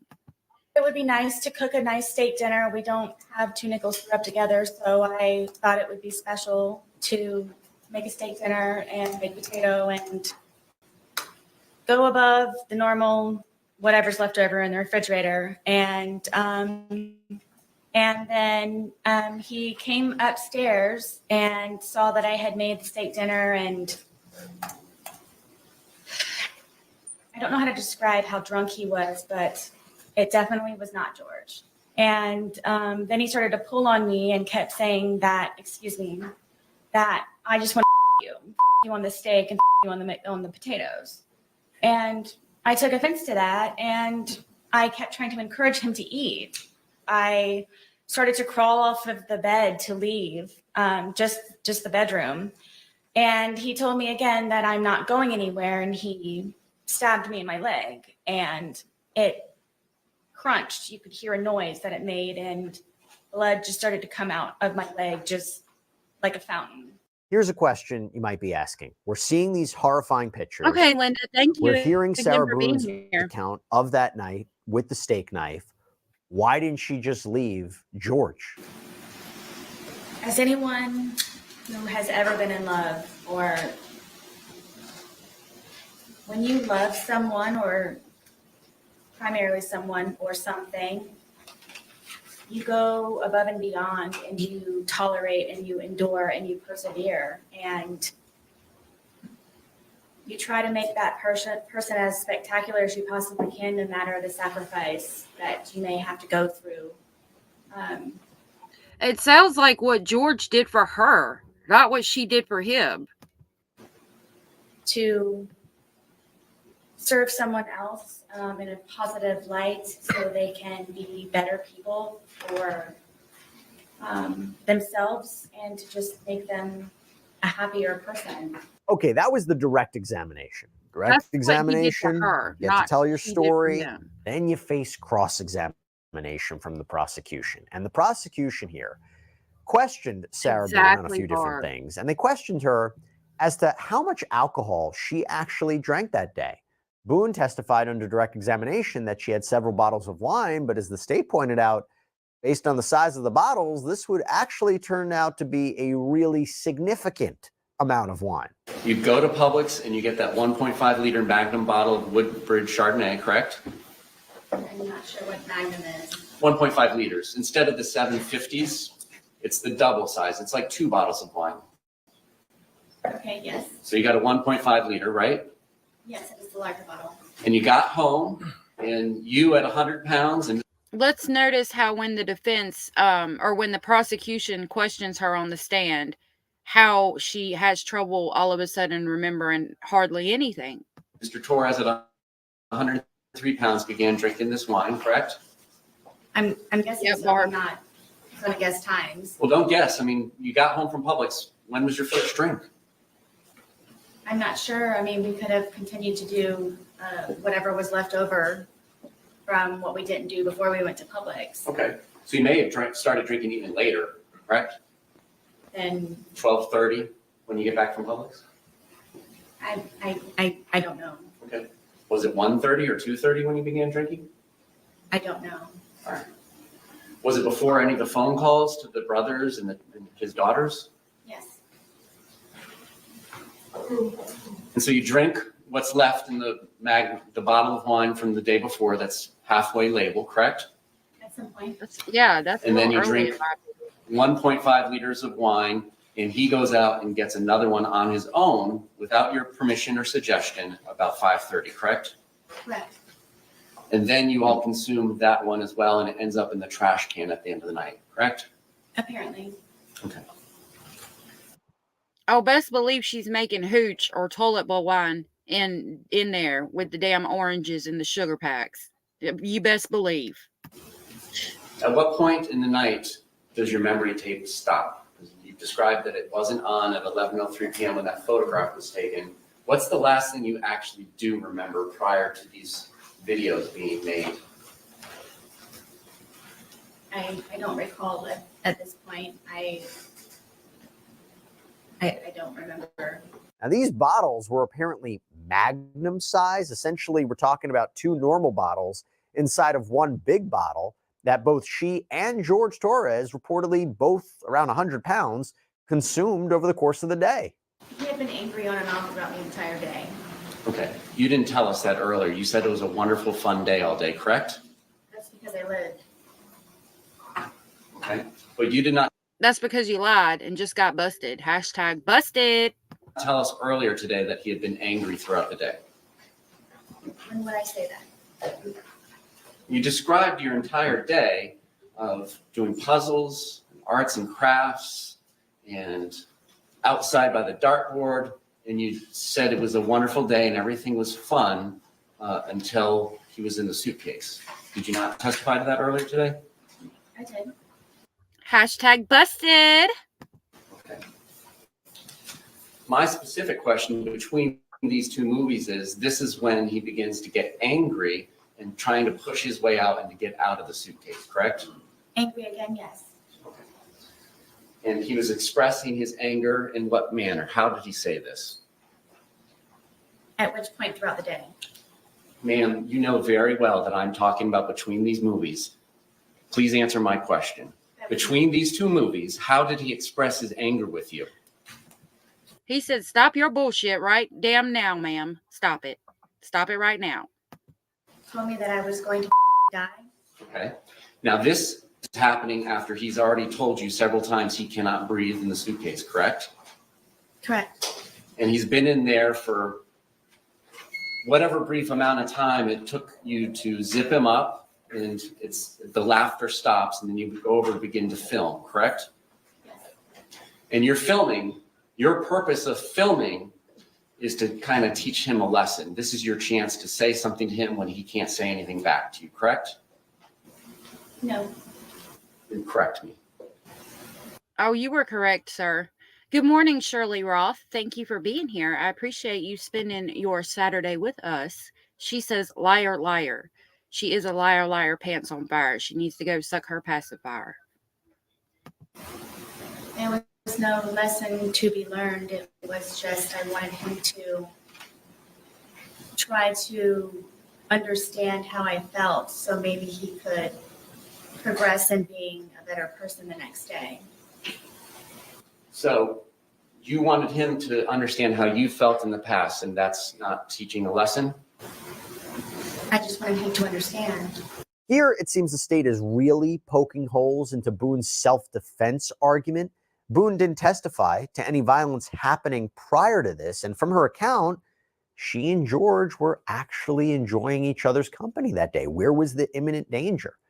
Now, towards the end of her cross-examination, Sarah Boone actually demonstrated for the jury how she zipped George Torres inside of that suitcase where, again, she would ultimately leave him to suffocate and die. Can we see how it was that the two zipper parts were positioned when you say that Mr. Torres was able to get his hand out? If you want me to do it, I'm fine to take your direction. I was loving watching her demonstrate this because we know it's all bullshit. Like, reenact what happened, ma'am. Show us how you did this, ma'am. From what I remember. From what I remember, leaving it open in case it's wrong. This is how the suitcase was.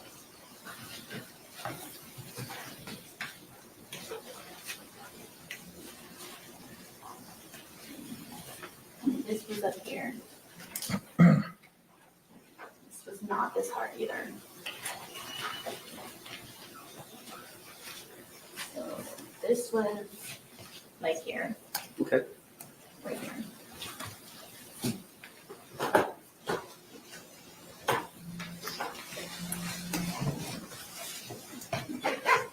About right there, ma'am? Shirley brings up a good point. She says enjoying each other's company, like, yeah, right. They had 3 people and couldn't pull the zipper. Exactly. And again, if we go back to what the medical examiner said, how there was blood on his scalp, but his skull wasn't fractured and there was no blood on the brain, it would again make me think that she hit him in the head with a baseball bat, put him in there, kicked him down the stairs, and he woke up in there. Like, I don't see him getting in there willingly. I don't. And that's just me, and it could be speculation, but I can't. Sure. No I doubt. assume this one was much closer? It's not over there? Where did you? You asked me where I zipped it. When you say that it was zipped shut, show us.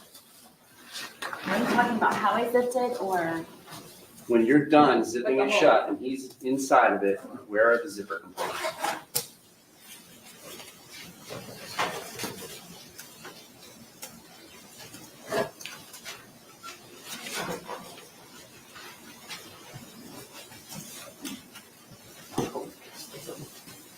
Just tell me what it's at.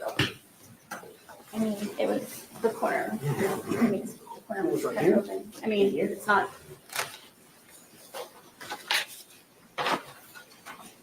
Yes, this one was already pretty much, yes. From what I can remember.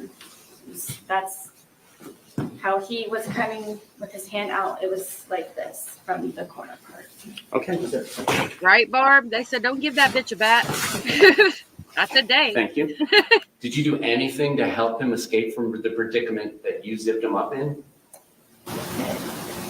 No. And right here at the very end of her cross-examination, jurors are left with one powerful fact. Sarah Boone did nothing to help George Torres out of that suitcase. Not when he tried to escape. Exactly. Not when he told her he couldn't breathe. That is a big point. We expect the defense's case to continue. We are going to bring you all of the major updates. Exactly. She did nothing to help him. We saw how controlling she was in the videos that we just watched. Like, it's just astounding. In my opinion, she's guilty. But we're going to look at the text messages real quick. And then, well, it's about 30 minutes of the text messages. So we'll talk about them. And we're going to watch the verdict being read to her from yesterday. Yeah, I think that all of this speaks for itself. Her actions, the videos are really pivotal. The ones we just watched, because they show who was in control in the relationship, who basically wore the pants in the relationship. And unfortunately, it wasn't George. Okay, let me unmute. This is again COURTTV. Again, this is a DVD exhibit with two folders in the main directory. One entry is in a folder called Attachments. Another is a PDF labeled Extraction.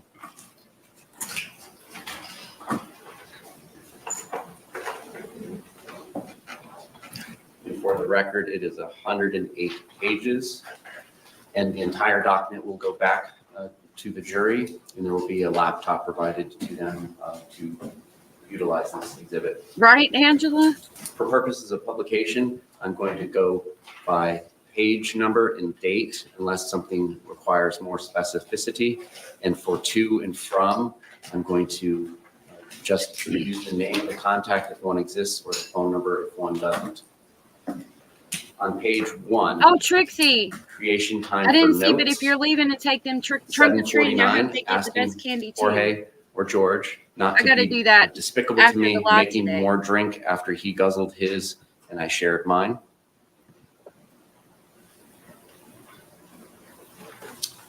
On page 2. My son, we were driving past like a richer part of town when we were coming back from getting their costumes. And he was like, I want to go there. You know, sometimes they give out money. And I said, sweetheart, nobody's giving out money in this economy, but I hope you get all the candy you want. Date, March 8th, 2018. You are now in a relationship with Jorge or George on Facebook.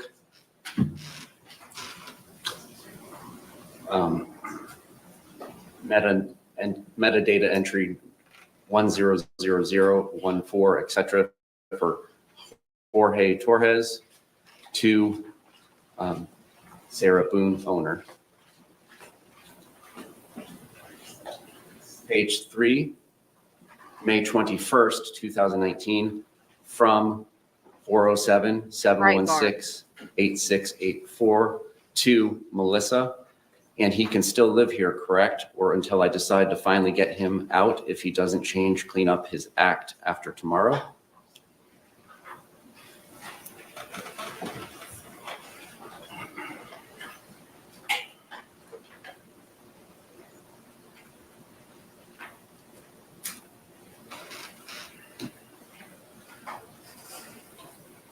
I told the kids that when I was younger we would use pillowcases because you'd get more candy, and now they won't use anything else. Like they were talking about that too. They were like, "Have you got the pillowcases ready? Because we get more candy when we use pillowcases."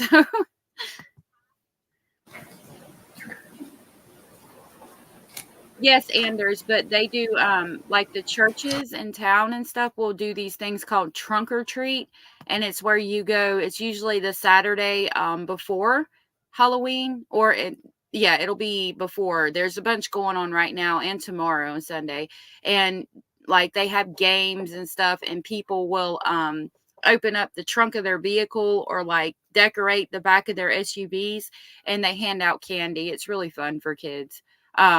So usually what people do is they'll do the trunk or treat stuff on the weekend before and then go out for a little bit Halloween night. That's what we do when my husband gets home. On page 9, May 30th, 2019, from a contact labeled as Mom, Jorge or George, to 407-716-8684, which I will just refer to as owner in future references.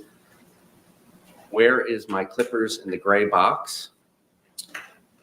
From owner to Mom Jorge, all capitals, dumpster, separate message, like you, separate message, so is your 2 shirts, separate message, no more Rick and Morty, a response from contact Mom Jorge to owner, okay. From owner to Mom Jorge, Lucas cried when he saw the adventure fund was gone. Thank you. No wonder you're out. Fuck off. Oh my God. From owner, he's the one that broke it because you took it. From owner, wanted to go on an adventure. On to page 10. From owner, be proud, feel good. You made my, quote unquote, our son cry. Cheese stick, Lucas, your kids, get the fuck out of my life and my sons. No one, spinster, good, for nothing, dumpster diver, that's what you are, and the rest of you.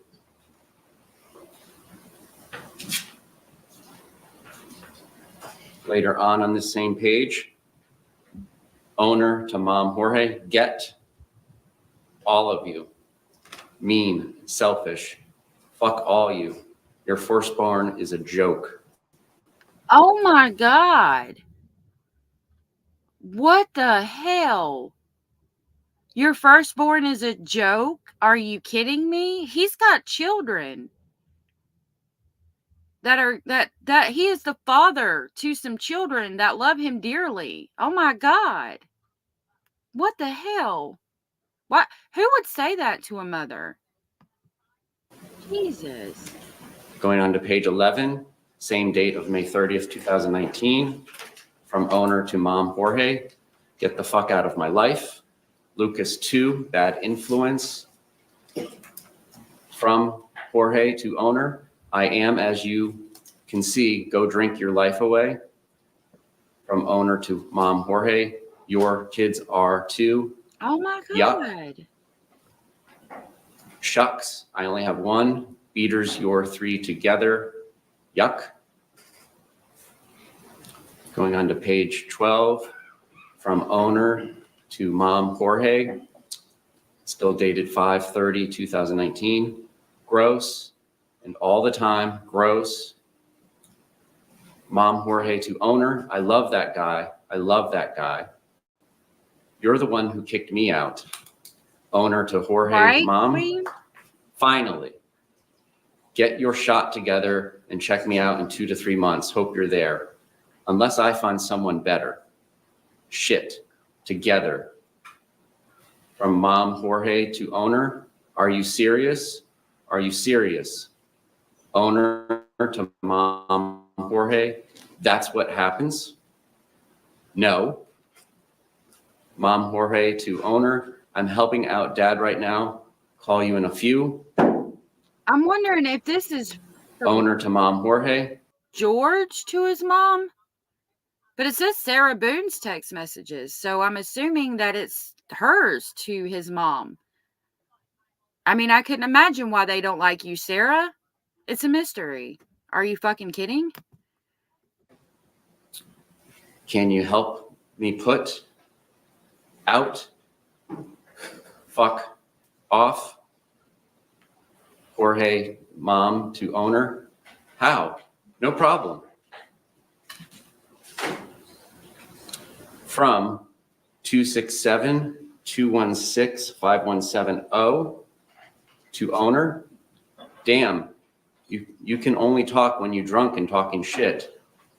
Owner to the previously mentioned 267 number. Stop calling, texting my phone. He's not here anymore.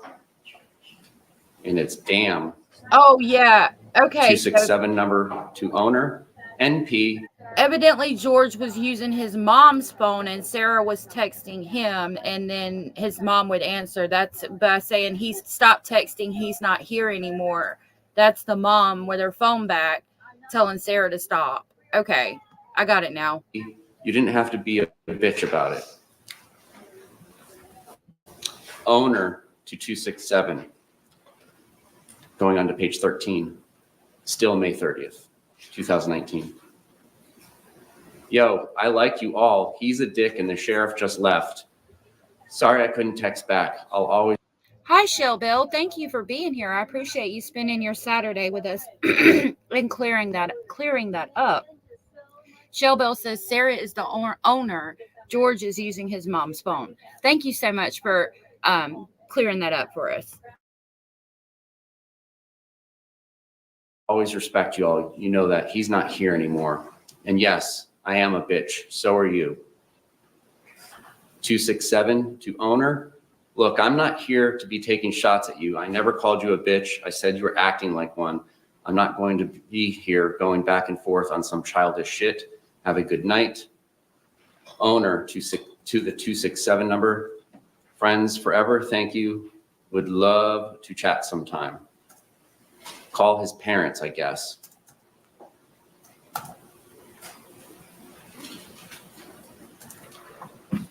Further down on page 13, now on to May 31st, 2019, from owner to mom Jorge. Tell Jorge to call me. I want my things he took. I have his birth certificate and propane certificate until then if he wants those back. And I have your quote unquote art box.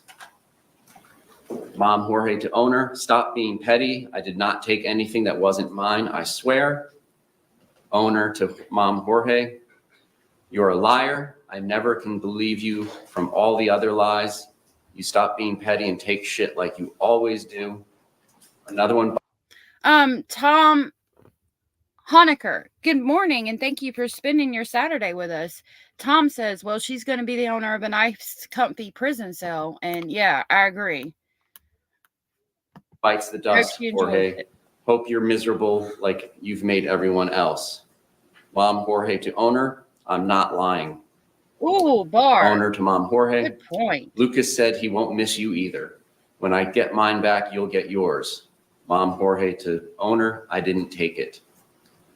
I'm coming over in a few to get my stuff, and I'm coming with Jean and Melissa. Going on to page 14. Owner to mom Jorge, go for it. Bring mine W.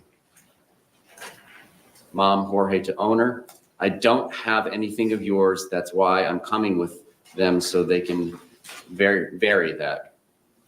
Owner to mom Jorge, I don't care. They're not going to babysit you because you're an asshole and got kicked out after being taken off the lease. Mom Jorge to owner, they seen what I had in my hands. Owner to mom Jorge, still don't care or believe you. I'm going to get Lucas anyway, so don't waste their time or mine. Showbell, you have a bunny as your profile picture. I have a bunny. He's like our mascot. His name is Basil. I can't put the emoji in there, but maybe somebody can show you because I'm on the laptop. It won't let me. But Basil is my bunny. He is a Rex, and he is the love of my life.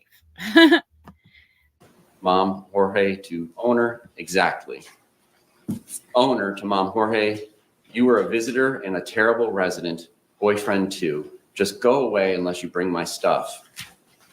Mom Jorge to owner, I don't have your shit, Sarah. I need my birth certificate. Owner to Mom Jorge, I don't give a shit either. I worked for that birth certificate, voter's registration, and your ID card. Just because your name is on them doesn't make them yours. Even paid for them. I needed you to be a man and take care of me, not beat me, call me names, and make me feel like I'm not a person. Not giving back until I have mine. Mom Jorge to owner, whatever, Sarah. In my opinion, that's what she did to him. I haven't seen any evidence pointing that he did that to her. Owner to Mom Jorge, next step is restraining order. Know that. You can come over here 100 times. Doesn't mean I have to open the door. Good one, Jorge. Go away. Mom Jorge to owner, whatever. Owner to Mom Jorge, it's been a great day without you. Will be from now on. Mom Jorge to owner, you need to do. Owner to Mom Jorge, enjoy living with your parents at 41 with no girlfriend and lonely. It was the inevitable, just like it has been before. Owner to Jorge, Mom, did you take Lucas's sunglasses? Mom Jorge to owner, OMFG, no, I did not. Thank you so much, Eek. Eek gifted 10 allegedly speculating memberships. Thank you so much for that. I really appreciate that. That was so nice. If you guys got a membership from her, please tell her thank you. I've got a little clip we'll play real quick for that.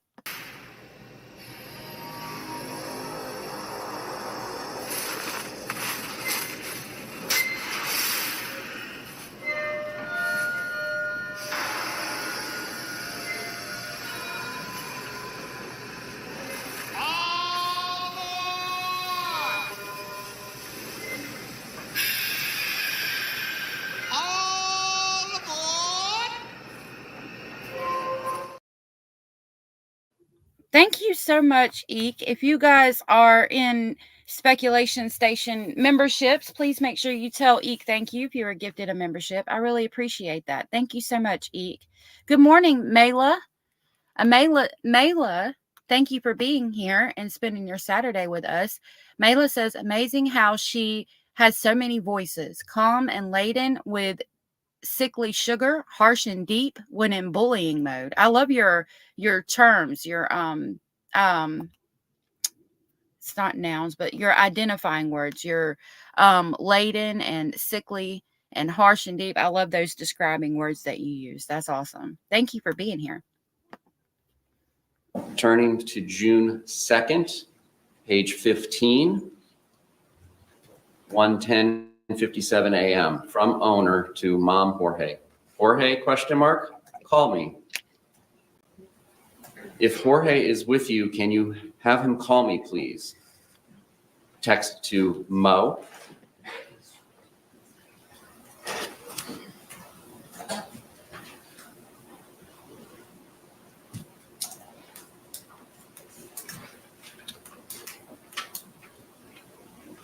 (1:18, 16 seconds on June 2nd. Owner to Mom Jorge. I beat you to the punch. One dude. Shirley brings up a good point. Most of the time, men will not report. She says men wouldn't report being abused, and that's exactly right. Most of the time, men will not report abuse because it makes them feel, it hurts their pride more than anything. And that goes back to what I was saying. I would like to know what kind of marks George had on him when Sarah had all those marks on her. And I question, was he just defending himself and trying to keep her off of him? But, you know, it seems like a toxic relationship nonetheless. Do the dartboard with me? Come. Owner to Mo. I know you won't answer, Mo. Tell him to come finish the dartboard with me, please. Owner to Mo. I miss him. Oh wow, India. I've always wanted Owner to to go there. Mom That's Jorge. crazy. Ask Jorge to call me, please, when he gets a minute. June 2nd, 7:43:40 a.m. Can you have Jorge call me, please, when he gets a chance, if he's with you? 7:45 a.m.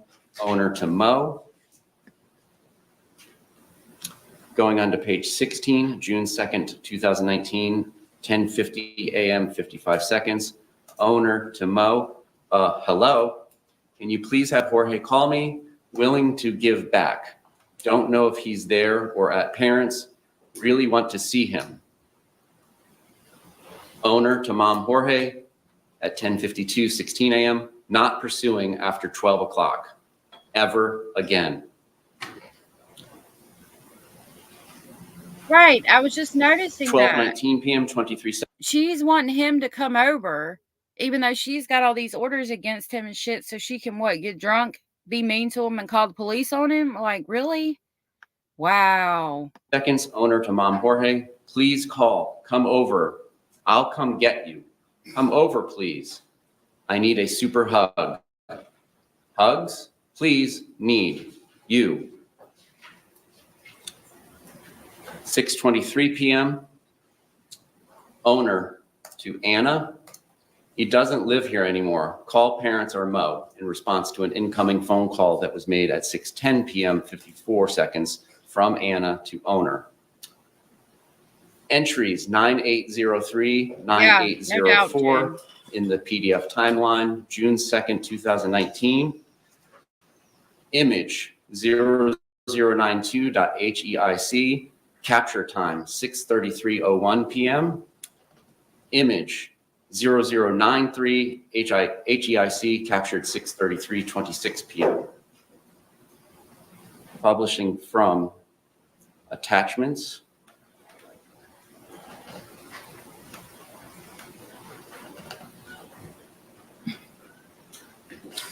Image underscore 0092, metadata showing 6/2/2019, 6:33 p.m.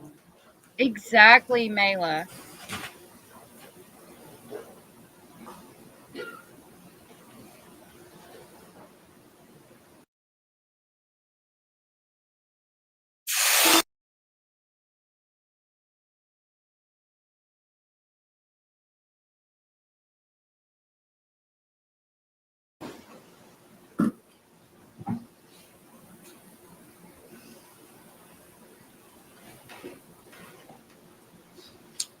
And image or IMG underscore 0093, metadata, date taken 6/2/2019, 6:33 p.m.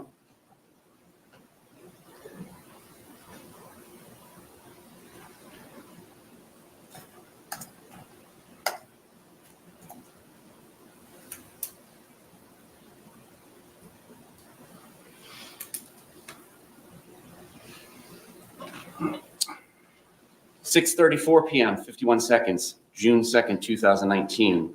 Outgoing from owner to Mom Jorge. All up to you now, big boy. And for the record, those images were sent to Mom Jorge at 6:34 p.m., 33 seconds. Look what you made me do. Or maybe your mom will for you.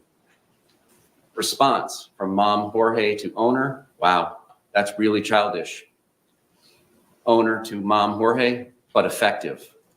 Mom Jorge to owner. Yeah, I see what you are doing. Did Lucas leave? Owner to Mom Jorge. I'm watching shadows. Be gone for good. Minus birth certificate. Mom Jorge to owner. Okay, cool. Enjoy. Owner to Mom Jorge. Am. Nice. You're not. And nice was from Mom Jorge to owner. This is insane. Going on to page 17. This is still June 2nd, 2019. Mom Jorge to owner. Yes, I am. You are not, though. Owner to Mom Jorge. To who? Your mom? Brothers? Not me. Okay, Mom thank Jorge you. to owner. Mala, to everyone. Mala. Owner to Mom Jorge, I but think I me. got that right. Let me know. Mom Jorge Mala. to owner. I love you. Owner to Mom Jorge, I'm going out at 8. Get dressed. I've given you since noon. Peace out, Boy Scout. Mom Jorge to owner, I'm coming over with a handle. I was helping Pop all day cut grass. Owner to Mom Jorge, yay you. Getting in the shower then out. Bye-bye. Mom Jorge to owner. Excuse me, can we approach the bench? Yes.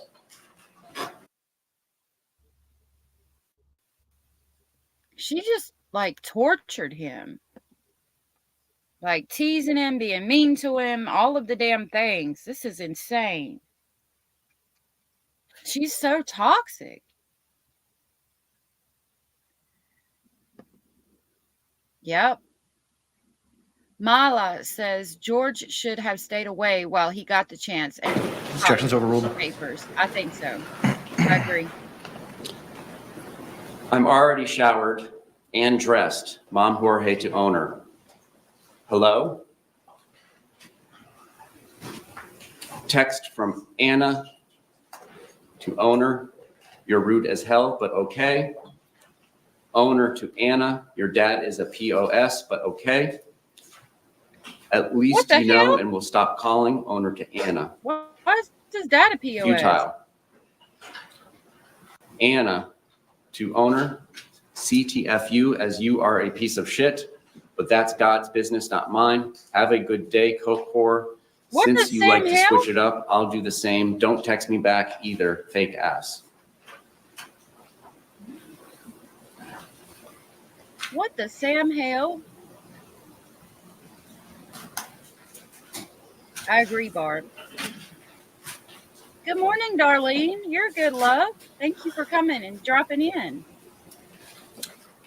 Page 20 of 108, June 9th, 2019, from owner I'm not sure. to Philip. Mala. He's off the lease. The process has begun. Mala. I'm not sure who Anna is. I'm assuming his sister.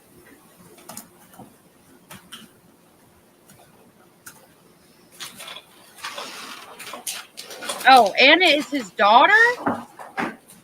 What? Page 22, June 11th, 2019. Anna is his daughter? And she was saying, shut the hell up, Kokor? Are you... Oh, no. That would have been it for me. If I ever saw her again, I'd have punched her in the face. Oh, my God. The data only shows to Mom Jorge. No. Mm-mm. You tell your son he's not welcome here, taken off the lease and bound, worthless. Don't show his ugly, fucked up face around here again. Police will be called. Ask him if it was worth it and ride my bike he has. Stay Hispanic. That's what you all are. And he can watch all the porn he wants from the phone Mom gave him. What the... What's wrong with being Hispanic, ma'am? You racist piece of shit.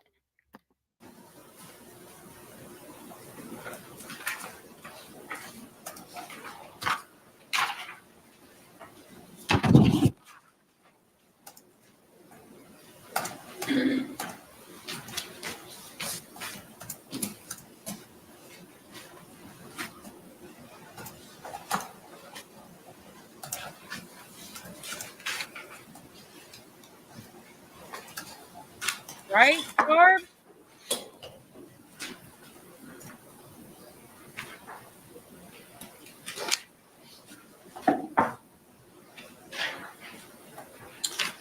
Page 26, June 14th, 2019, 11:38:56 p.m.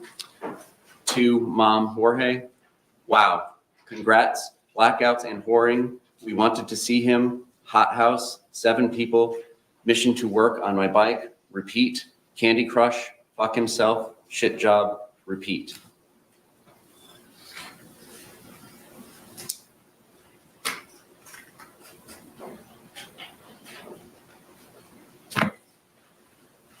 Same page, June 15th, 2019, 7:37 p.m., 48 seconds.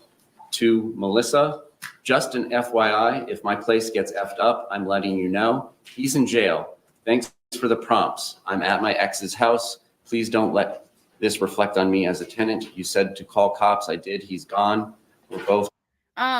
Darlene, I'm gonna look that up. We're gonna watch them read the verdict after these text messages, and then we'll look and see what George's family said after that. Proud now. I consider you my friend. Melissa, why was he in your apartment?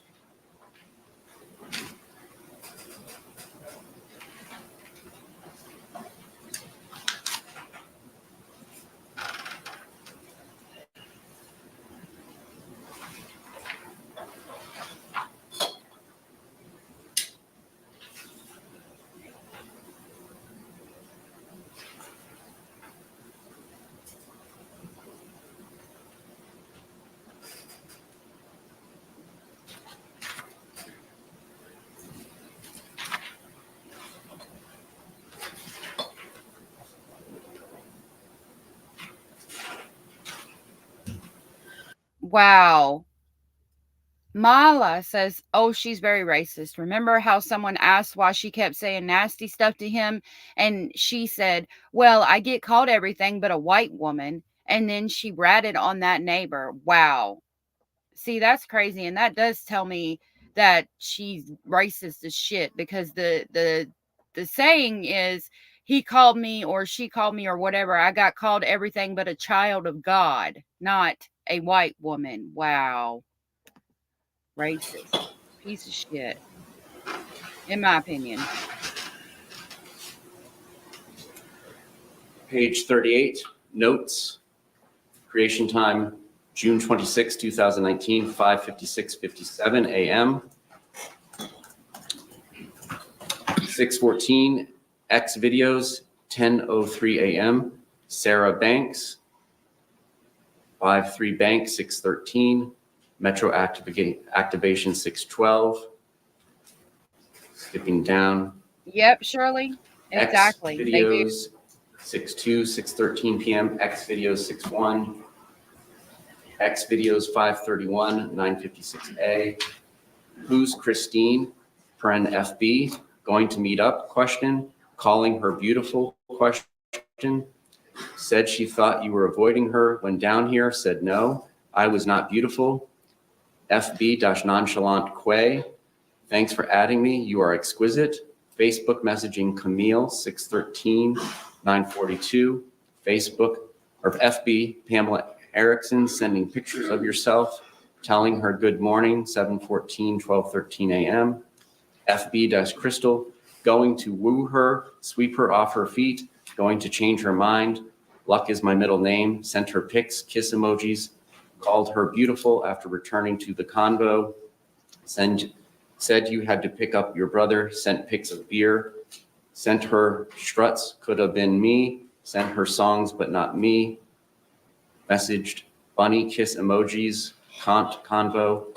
Sent puppy kiss emoji. Would love to take her out and see a movie. Told her about what we do in the shadows. Would love to watch Creed 2 with her. Want to snuggle with her and eat popcorn. Sent heart-hugging animal emoji. Want to play a board game with her. Asked to FaceTime call her. Called her amazing. Messaging at 7:30 a. 6:14, 6:15, 2 days. I'm smoking right now too. FB-Crystal liking all her posts. Quote, losing someone who doesn't respect or appreciate you is actually a gain, not a loss. Can't compare me to the next girl because there is no competition. I'm one of a kind and that's real.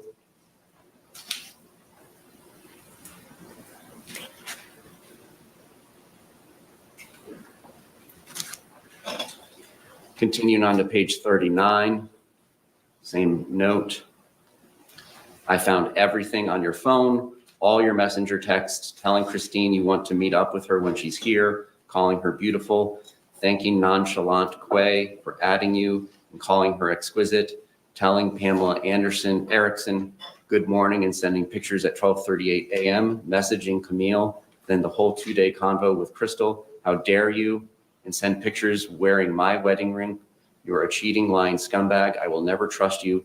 Why don't you put your mugshot up, or I will, since I have your phone, and log in and tell everyone why you were in jail for the 3rd time. Let them know you beat your wife and she put you there because she couldn't take it anymore.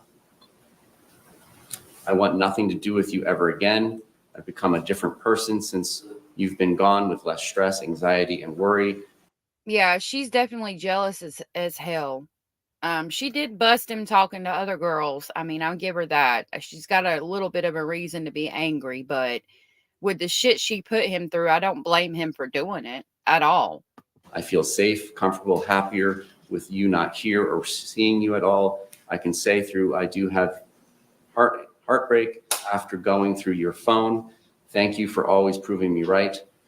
I knew when you told me your mom gave you one that you'd be back to your slimy ways. You will never change. I hope it was all worth it, all of it, including losing my debit card for the third time to buy beer and cigarettes, which put you back where you belong. I know for a fact you were not worth any of it.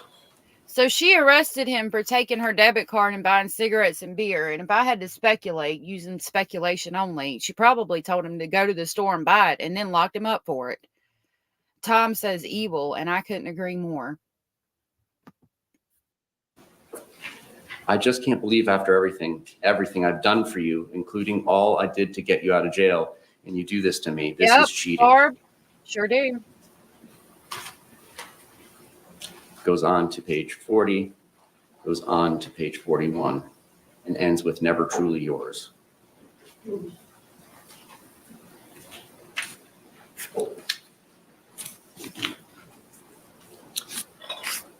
Page 42, it's June 26th, 2019, 8:06 p.m., 16 seconds. Outgoing from owner to Mo. Just wanted to let you know to tell Jorge I found all his messages, kissy face heart emojis with Crystal and other bitches on FB, along with all his porn after he swore to me he wasn't doing any of that anymore. I'm not doing anything more for him, and he will try and keep him in jail as long as I can. Cheating snake weasel. Ask him all about it or have your parents the next time they talk to him. I'm not anymore. So hurtful after all I've done for him. He can rot in there for all I care. Going on to page 43, to Mo from owner, and I will be there for the hearing next week and his arraignment on both charges. Peace out, fucks, AKA Torres.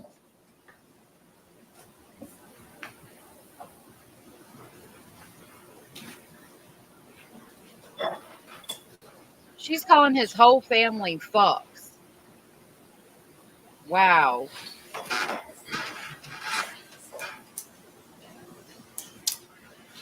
Same page 43, right, from darling? owner to Mo, 6/26/2019, 9:59:14 p.m. Begins, hi, I was thinking if you could get out, I'd really love it if you take me to a movie, or we could snuggle like we do and watch Creed 2, get some popcorn and pretzels, maybe talk about what kind of other movies we like, or find a fun board game to play together. I know your favorite is Abalone. What do you think? I was also thinking the other day about how much I miss you sending me pictures of yourself throughout the day, sending me songs you wanted to hear or thought I'd like. But what I really miss are the kissy love emojis you would send, just because I really miss those, especially the ones with hearts. They'd always make me smile. I knew you were thinking about me. You do Crystal, though. Even asked her to FaceTime. What? Anders says, I think her videos would have been enough. Some of the worst things I've ever seen. I had to leave when she showed them here. I think that's why the prosecution played those, and that was the last thing the jury saw, because, again, it speaks for itself. What would you do if you found me having this convo with Ben or John or anyone other than you? I'd be beaten to a bloody pulp. And don't do any of these things anymore, but yet you wear your wedding ring and mine around your neck and tell me how much you love me. But you're telling this woman who looks like TPT you want to snuggle with, take out to a movie, play board games with, questions, sending music, cutesy, kissy love emojis to like you used to me, telling her you want to woo her, sweep her off her feet. How do you think that makes me feel? Why don't you say that to me? Going on. I agree, Barb and Mala. Through the rest of page 43, page 44. TPT is like, including on page 44, dirty cheat. AI. Enjoy your porn and jerking yourself off secretly so your parents don't see you and your ugly new girlfriends. I can't wait to finally be with a real man, Ben, who will and has taken care of me. Can't wait to see what he's like in bed. I already know he kisses. Hope it was all worth it. I'm free. As you told Crystal in your messenger text, you're single with a little cutesy dancing dinosaur. Wow. Now you really are. You're despicable. So there's where she talks Next about this text Ben is person. XOXO from Mo to owner.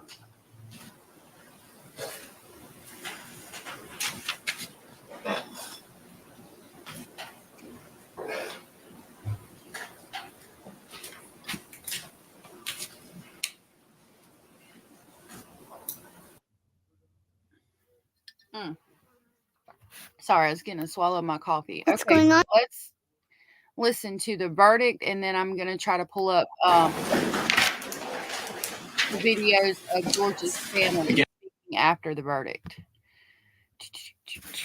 because I want to see that too.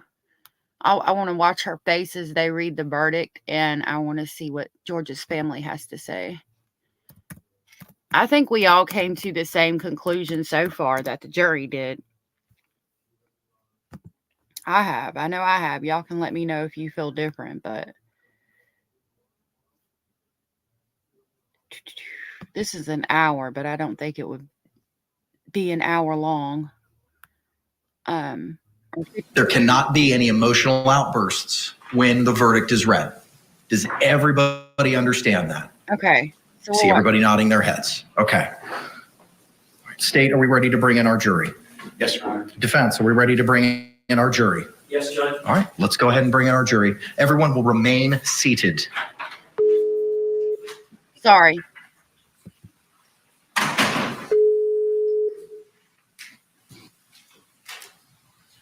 All right, folks, they're bringing in the jury. Sarah Boone, who has waited 4 years for this moment, has attempted to litigate things on her own, went through 8 different attorneys. Now is Judgment Day. Now, in just a few moments, she will find out what the rest of her life will be. Will she have an opportunity? This is COURTTV, and that's the voice of Vinnie Politan. Just wanted to let y'all know this is COURTTV if y'all want to go watch it. Tom says, I guarantee she's fuming at the jury now. She probably can't comprehend how they came to that verdict in such a timely manner. No doubt. And Barb says, imagine what Ben thinks now. Thank you, God. No doubt. Opportunity to walk out of that courtroom tonight? Or will she be locked up for the rest of her life? Second-degree murder, manslaughter, culpable negligence, all on the table for this jury. State, do you recognize our jury? Which reached a verdict in less than an hour and a half. Let's listen in. Members of the jury, you may be seated. Thank you. Members of our jury, good evening. I understand that you've come to a verdict in this case. Yes. If you could please hand the verdict form to the deputy, please.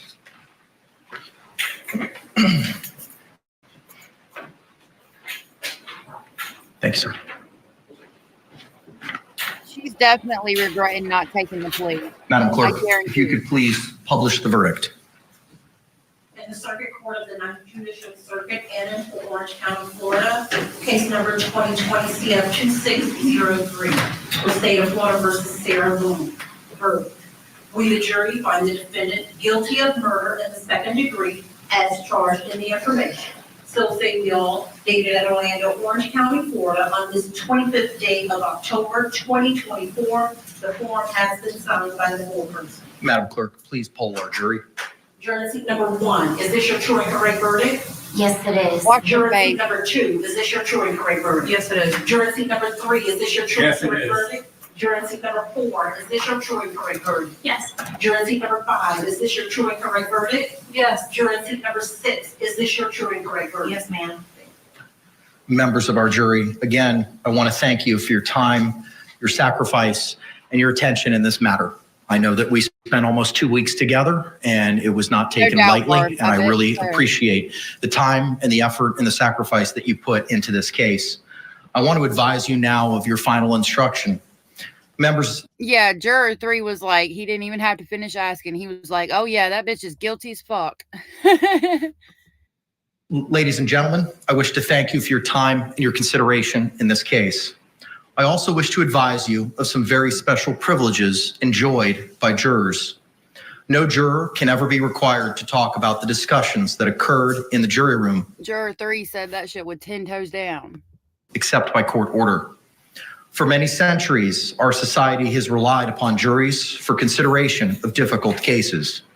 We have recognized for hundreds of years that a jury's deliberations, discussions, and votes should remain their private affair as long as they wish it. Therefore, the law gives you a unique privilege not to speak about the jury's work. Okay. Although you are at liberty to speak to anyone about your deliberations, you are also at liberty to... I'm just watching her face. We'll watch her face for another minute because this part's not that important. I'm just looking at her face. I want to see if she turns red and seethes. Refuse to speak to anyone. A request to discuss either your verdict or your deliberations may come from those who are simply curious, from those who might seek to find fault with you, too, Mala. from the media, from the attorneys, or elsewhere. It will be up to you to decide whether to preserve your privacy as a juror. With that, members of the jury, again, I thank you for your service. I'm going to ask you to return to the deliberation room. I'll be back there shortly with your jury certificates, and thank you. Go ahead.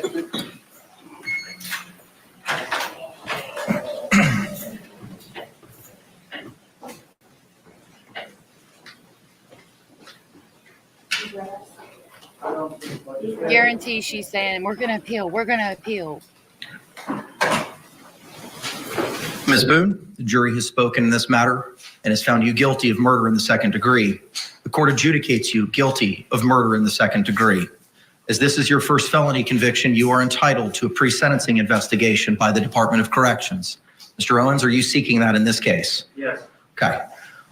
State, I will order the Department of Corrections to prepare the pre-sentencing investigation. State, for the purposes of sentencing, do you anticipate eliciting any testimony from be it the victims family? 2 or 3 victim impact statements, sir. Okay. Mr. Owens, do you plan on presenting any evidence during the course of the sentencing hearing, sir? Probably some testimony from Dr. Harper. Okay, all right. How long do you think, State, that you would need? You mean timing wise, or are we thinking? A quantum of time, sir. Yeah, well, normally it takes about 30 days or so. Oh, wow. I'm confirming with Anita as to availability. I just want to know from your side of the ledger, how much time? Okay, 15 minutes. How much time do you think you're going to need to produce anything from your side of the ledger, sir? Mr. Owens.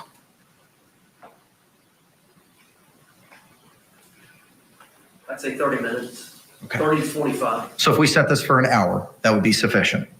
Parties agree. Okay. State agrees. Is that sufficient, Mr. Owens? Yes. Okay, all right, give me a moment. Oh, you know she is. She's already probably made some of that toilet bowl wine, that hooch. You got the hooch?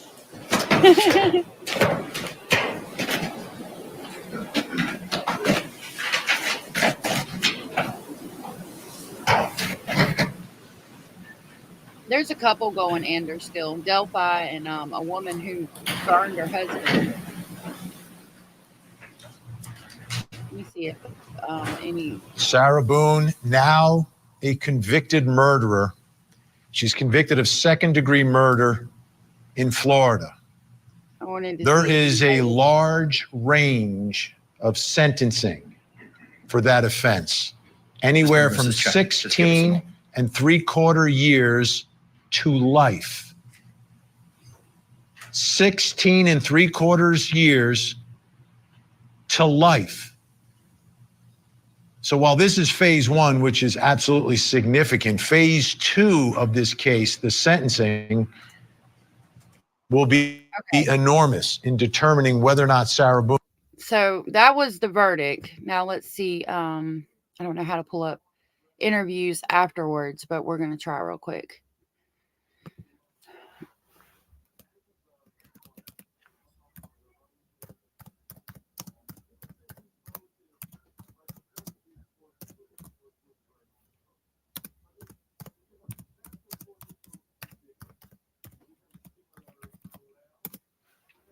Let's see what we can find on that.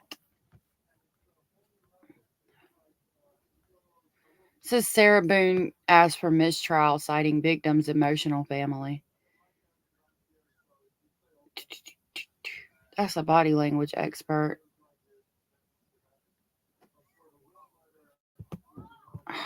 Hold on. Lordy. Hold on just a minute. Let me sit up because I'm laying on my bed. It might help if I sit up and put my coffee down. Okay. Let's see.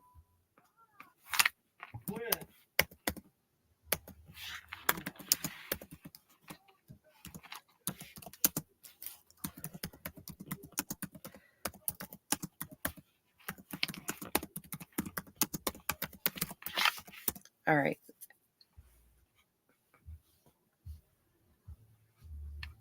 Let's see. Maybe this one will give us some insight. And then we'll look up Owens and see what. Hey, North Carolina, it's state. So Mala says 16 is way too little. Owens can write it, says Barb. Zio says, hold on. My computer's being slow. I think going into November and December will probably slow down. Jurors hate going in on Thanksgiving, I bet. Yeah, probably.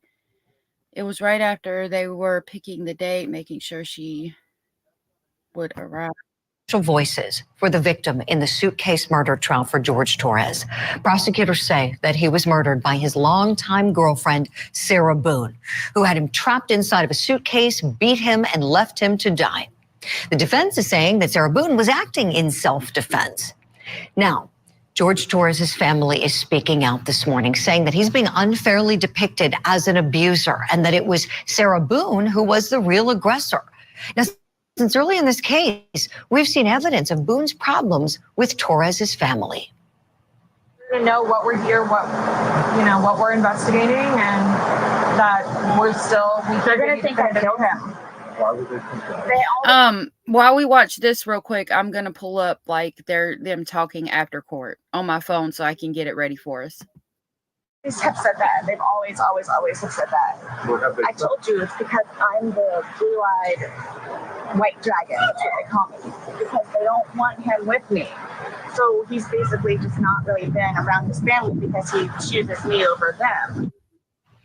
I want to welcome in our special guests now. We have George Torres' oldest daughter, Ana Victoria Torres, with us. We also have Dolores Ortiz with us, who is George Torres' first wife, and she also brought with her this morning her youngest daughter, Destiny. First of all, my heart goes out to all of you, and for all of us here at COURTTV, we are so sorry for your loss. Thank you for coming on the show, and I know that you really want to clear the air. And Ana Victoria, I know you've wanted to kind of be the family spokesperson, so I want to start with you, please. The way that your dad has been depicted as being an abuser in this trial, I know that it has upset you and you felt it's very unfair. Tell us why.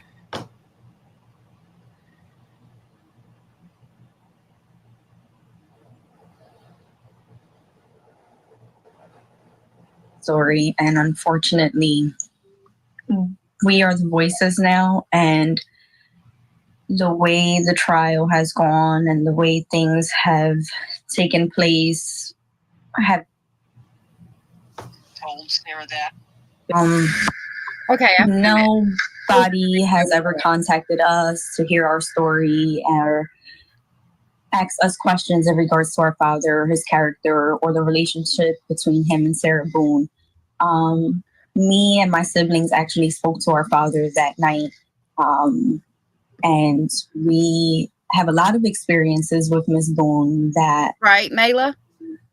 Do not speak to what the media is stating she is, a victim or a gentle individual. I'm sure she's loved over there at jail due to the fact that Sarah Boone is very, very calculated. I think so.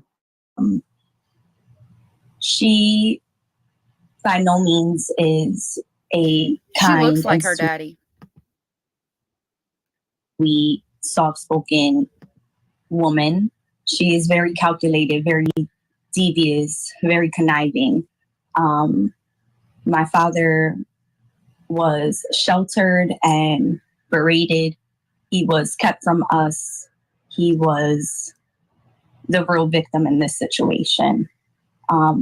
Unfortunately, again, as stated, he is not here to tell his story, but we are here to give his side the best we can from the view that we were able to see things. Sure. Notice again how she's talking about how he wasn't allowed to talk to his children. Again, that's an abusive partner, not letting you talk to your family. And those are his children, for God's sakes. Anna Victoria, in one of the videos that we've all seen, Sarah Boone told police that George's family didn't like her and that they referred to her as the blue-eyed white dragon. Would you talk about where that nickname came from, and if it's true that you all didn't like her, and in particular, why? I'm on Amazon and it wants me to know that these fly traps. Hold on just a minute.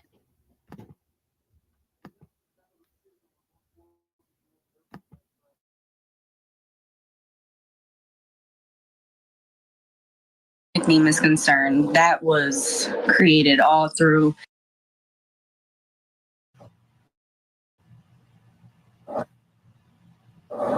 I can definitely answer that. As far as the nickname is concerned, that was created all through Sarah's little brain.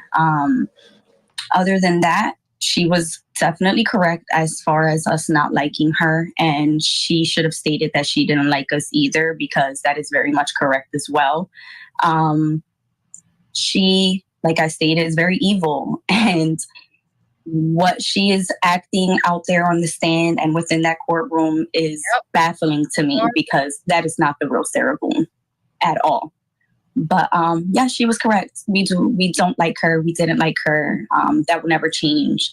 Unfortunately, I do feel bad for her and I wish her the best. But what I do wish is that my father receives his justice and she gets the time that she deserves. And a slap on the wrist is not it. Other than that, as far as a relationship with Sarah, one that was a good one, there wasn't one. We tried, we definitely tried, but she did not. Anna Victoria, thank you for sharing all of that. I want to go to your mom now.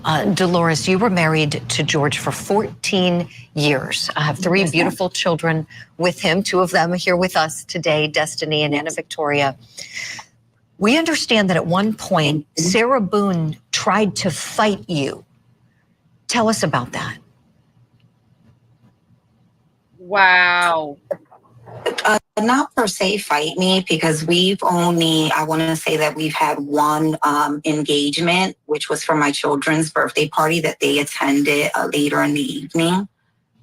So I really have never had like a confrontation. It was made verbal over the phone. She had threatened me a couple times to come over and that she would dust her doormat for myself and my daughters. But it was basically verbal threats that she would give every time that George would call his children, any chance that he had, that he was able to call his children to speak, and I was present. It was a problem for George. She was very much jealous of me for what reason I'm not aware of, but we never had physical, altercations. Well, and that's a very good thing. Tell us, Dolores, during your marriage to George, was he ever violent with you or any of your kids? She just said they never had physical altercations, which is important. He was never violent with my children. We would have normal husband and wife family spats here and there, but never to the point where police were ever involved, DHS was ever involved. We were never that type of family. I can't relate to Sarah and the abuse that she so-called claims that she's received from George, because I never received abuse like that. I want to say the only thing that I can say about George is that he was a ladies' man. Gotcha. Okay. And so just to be very clear here, did anything physical ever take place in terms of physical violence that he So she's basically, in a nice way, putting that he likes to see other women. So, okay, but that doesn't mean, I still don't view him in a negative light. inflicted on you?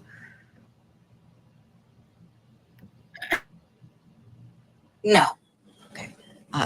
And thank you for that. I know these are very personal questions, but we really want to get everything out here and get your side of all this, as everyone in the courtroom isn't hearing it. Destiny, we're so happy to have you here. You were a surprise this morning. We knew Anna Victoria was coming on and your mom, and we're so glad to see you too. What would you like to say about your dad, the kind of person that he was? What would you like the world to know about him? Right, Mala? My dad was an amazing person. He was my best friend. Nobody's perfect, but my dad was very loving. Everybody loved him back. He didn't deserve what happened to him. I don't think anybody deserves to die like that. I was 15 when it happened. I ended up 15-year-old daughter, when this itch did what she did. Thank you, Shirley, for putting that into proper terminology for me. She says liking to fool around doesn't mean he's an abuser. That was put way better than I said it. Thank you for that. being very depressed and going through suicidal thoughts and things of that nature. Yeah, we're just really trying to get my dad justice. We know you are. We know you are. And Anna Victoria, back to you really quickly. You said that no one has reached out to you. Has the prosecutor's office reached out to your family?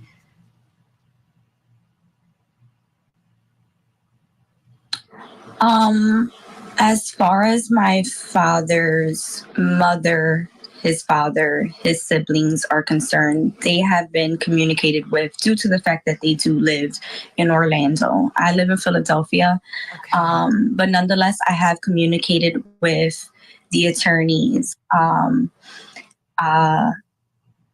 The only thing I would say is I've never been contacted in regards to who my father was. I'm not sure if Sarah Boone deleted the calls or anything like that, but I'm sure those things were able to be, brought back up.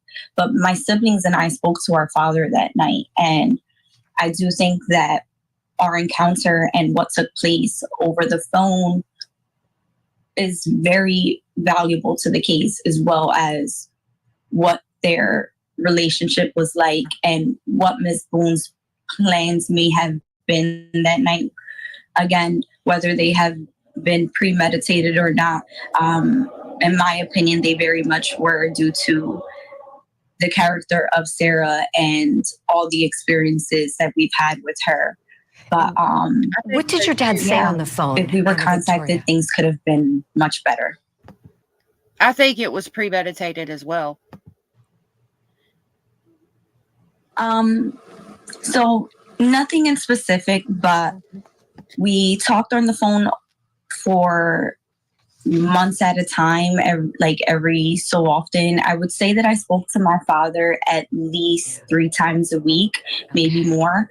And we would stay on the phone as long as he possibly could stay on the phone with me, without Sarah getting agitated or whatever the case may be. Sure. I can't really put into words the way she would act.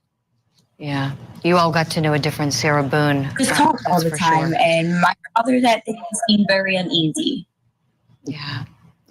Well, again, we are so sorry for your loss, and would love to continue the conversation with you as we're getting close to the jury getting the case. Anna Victoria, Dolores, Destiny, thank you all for coming on opening statements. And as we go to break, we want to remember George Torres.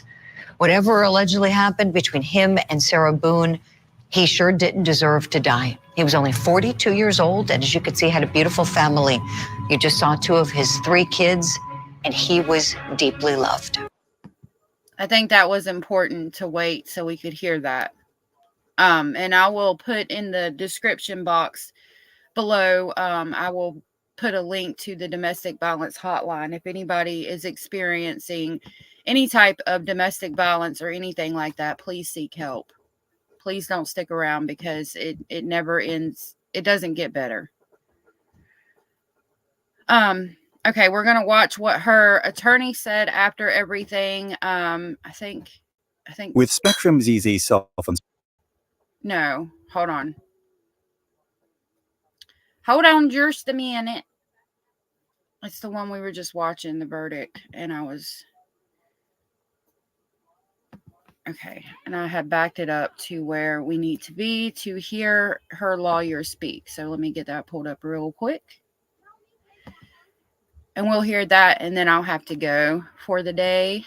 I think that probably is the minimum, unless there's something I'm missing, maybe a downward departure. I don't know that she would qualify, but the judge has a range, and the judge has the discretion, and the judge, is going to hear from the victim's family, and then the judge is going to hear from Dr. Harper, and ultimately the judge is going to have to hear from Sarah Boone about this. I don't know what her position is going to be, but we'll see. Is that that might be an big verdict on this Friday night here on COURTTV. We're going to take you straight down to the courthouse in Orlando. Kelly Craft is there with Sarah Boone's attorney. Kelly. Okay. I wanted to make sure it was her attorney, so we'll hear what he says. I'm going to skip through and see what he says, and we'll listen to that real quick. Hey there, Vinny. Yeah, it didn't take very long for the jurors to return a verdict in this case. Sarah Boone guilty of second-degree murder. We are joined now by her defense counsel, who advocated for her vehemently throughout this trial. This is James Owens. James, what's your reaction to the verdict? Just disappointed. Sarah's devastated. She's disappointed. We felt like we had a good defense with the facts that we had. Obviously, we had some hurdles to overcome for the state's evidence, and for whatever reason, the jury didn't see it our way. We respect the jury's decision. I'm sure that Sarah Boone is going to want to appeal. I believe that she does have potentially 2 or 3 good appellate issues. So the next thing in store is I think we've got sentencing set for, I believe, Monday, December the 2nd at 1:30. And we intend to call Dr. Harper as a witness to speak about her other mental health issues that she struggles with, and hopefully the court will consider that. Mr. Owens, Sarah Boone was offered a plea deal in this case, manslaughter. She did not take it. What do you think now, having the verdict? Well, ultimately, that's their decision. They've got a couple of fundamental decisions. One is whether to plead guilty to anything, and the other is whether to go to trial, and the other is, whether to testify, and then the other is whether to appeal. And so Sarah Boone maintained that she wanted a trial the entire time, and we did discuss, there were plea negotiations, and there were offers on the table for the lesser charge of manslaughter, but Sarah ultimately rejected those offers and wanted her day in court. She felt, it seemed throughout this entire trial, she seemed to be very upbeat. It seemed, though, I was getting the sense she really felt she hadn't done anything criminally wrong. Right, guilty AF. Well, I think, I believe she's a better spouse, and I believe she believes she's a better spouse. Once she learned, and we gave her a bunch of material about the subject, once she learned, what she had gone through with George Torres, I think she believed she was a better spouse. So we believed in that scenario that she was justified in defending herself. And so she felt good because she had a defense, and she had lawyers, initially she was going to represent herself, and then she did that for a while, and I think she appreciated the fact that we came in, myself, Tony Henderson, and Kevin Beck, and then our team. We had 5 or 6 people working on the case for the last 45 days trying to get ready for trial, and I think she appreciated our efforts. She knew we were working hard. I've been here in Orlando for 3 weeks, and then the rest of the team's been here for 2 weeks, so we've been doing everything we could do to represent her to the best of our ability, and that's what we did with the time that we had. You really put up a good fight. Were you surprised that the jurors came back as quickly as they did? I was. I think that, the rebuttal evidence where they played a bunch of videotapes of off Sarah's phone, where there were some interactions with Sarah and George, I think that affected the jury. What do you think another big challenge was for you in this case? Well, of course, the suitcase video is difficult to deal with. And then, her interrogation, the 2-hour interrogation at the sheriff's department. So, we have evidence. That's probably the best evidence in a case is videotape oftentimes is the best evidence. And, we had some big hurdles to overcome. And obviously the jury, and I respect the jury's. Big hurdles? You mean the fact that she's obviously guilty AF? I think the judge is going to go harsh on her too. I hope so, because he was obviously a battered spouse. He was the battered spouse, in my opinion. His decision saw it a different way than we presented. During your closing arguments, one of the things that you talked about was we're in 2024 and the perception that the state may be trying to give that she in a way deserved this, that she was the aggressor. You talked about how men are taught not to put a hand on a woman. I thought that was pretty powerful. I thought that was going to resonate a little bit more with the jury.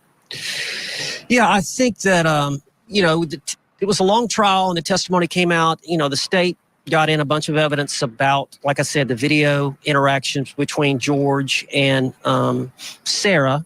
And some of that, it seemed like Sarah was berating him a little bit and talking down to him a little bit. And, the state had argued that this was a mutual abusive situation, that Sarah verbally, emotionally maybe abused him. So I think there was some of that going on. In the relationship. It was a dysfunctional, toxic relationship. Obviously, those two didn't need to be together, but for whatever reason, they could not stay away from each other. And even when she had been battered multiple times by him over time, for whatever reason, they couldn't break up. And I think everybody around, law enforcement, the neighbors. That's a good point, Carrie. I've heard that the diazepam syringe was found in the suitcase with him. Do you all think he was drugged? She says. I think so. I don't think he got in that suitcase by himself at all whatsoever. I really don't. Neighbors, family, all knew how bad the situation was, but for whatever reason, they were drawn to each other and couldn't let go.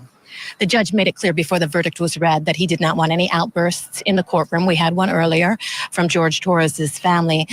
No real reaction from Sarah Boone. I just saw her talking with you, but obviously, as you were mentioning, seems to be not very happy, devastated with the verdict. Yeah, she couldn't believe it. We were optimistic. We were optimistic, and I understand, these things happen, and there's some murder charge. So, somebody died. So it's difficult for a jury sometimes not to come back with something. And they came back with the highest charge. I was hoping maybe for something lesser, but we understand Sarah's in shock. It happened, and then she was escorted out of the court fairly quickly. So we really didn't get a chance to talk that much. She said she would call me tomorrow. I'm going to be driving back home. Barb says, I wonder what his drug test showed. If he was drugged, we would have known. I'm not sure what the autopsy report showed, but if it's his prescription, then it would be normal for it to be in his system. Now the amount might be telling, because if it was a large amount, if he got it right before he died, it would show a large amount in there. But I don't think it makes sense for the syringe to be in the suitcase with him unless he was drugged. Like, he didn't get in there with it himself, is my thought process on that. And we'll talk. I'll be on the road for 6 hours, so we'll talk for however long. But I explained to her she had a right to an appeal, and she had 2 or 3 good appellate issues. So I told her to keep her head up. Mr. Owens, you were not her first attorney. She went through several attorneys. How was she to work with? She was fine. I think once she realized, it wasn't just me, and I spent a lot of time down here with her. And then once she realized Tony Henderson really helped me out a lot with Sarah Boone, And, I've represented some difficult clients. I've been doing it quite a while. But Sarah, was, of course, she didn't want to give up the power because she'd had the case for 4.5 years. She had so many different lawyers. But I think once she started. Again, the control aspect of it, she didn't want to give up the power. She didn't want anybody else to control it. She had to control it. And right now they're showing the letter she wrote to try to get an attorney. The what we call the talent show letter. You could hear him the way he hesitates and talks, how difficult she was to work with. I am sure that he is beyond happy that he is done with that. Referencing difficult clients and all of that. Yeah, she was a bitch. In my started to opinion. trust us and realized that we day really to cared you, about her. Bella. We really believed in her. Happy And we wanted to birthday do everything again, we girl. could to Hope you fight have the for her. I best think ever. she finally, I say finally, it didn't take too long for her to develop a sense that we were really genuinely trying to help her. And I think once she saw how hard we were working and everything we were trying to do to help her, we didn't have a problem. And you got involved with this case because you saw that she had taken out an ad. Yeah, as you know, the court had ruled that she forfeited her right to a lawyer, a public lawyer. And so she was going to have to represent herself. And I think she went to a couple of hearings and realized that that's a lot harder than it looks. And that's when she had reached out for somebody in the private bar to take the case. And I came down and visited with her, and I agreed to do it. So we were in it to win it. We tried to. So, Angela says Valium is the brand name for the drug diazepam. I had been on Valium before, but never a syringe to take it. Like, that's a bit much. That's something that you would find in like an institution, like what they would do to calm somebody down. That's insane. I wonder if it was Sarah's. Because it would seem more likely that she would have a diazepam syringe than anybody else to calm the hell down immediately. That is insane. I didn't know that. Tried everything we could do to present the case in a fashion that the jury would consider her side. I think one of the biggest moments was when you got the expert of the states to talk about the fact that she did believe that Sarah Boone suffered from battered spouse syndrome. I thought that was going to be a big game changer for you. Well, it was. I've got some disagreements about how that was all handled because she came out with an opinion that she had never expressed before. And then you had to conduct a deposition right there in court. Yeah, I've never had to do that. That was a first, but it was a unique situation. Of course, the judge had set a date certain about trying the case. So I had the case for about 45 days, but we tried to schedule Dr. Werner's deposition. I believe we took it on October the 4th. And then I didn't know later on, she came up with another opinion that I wasn't aware of until in the courtroom.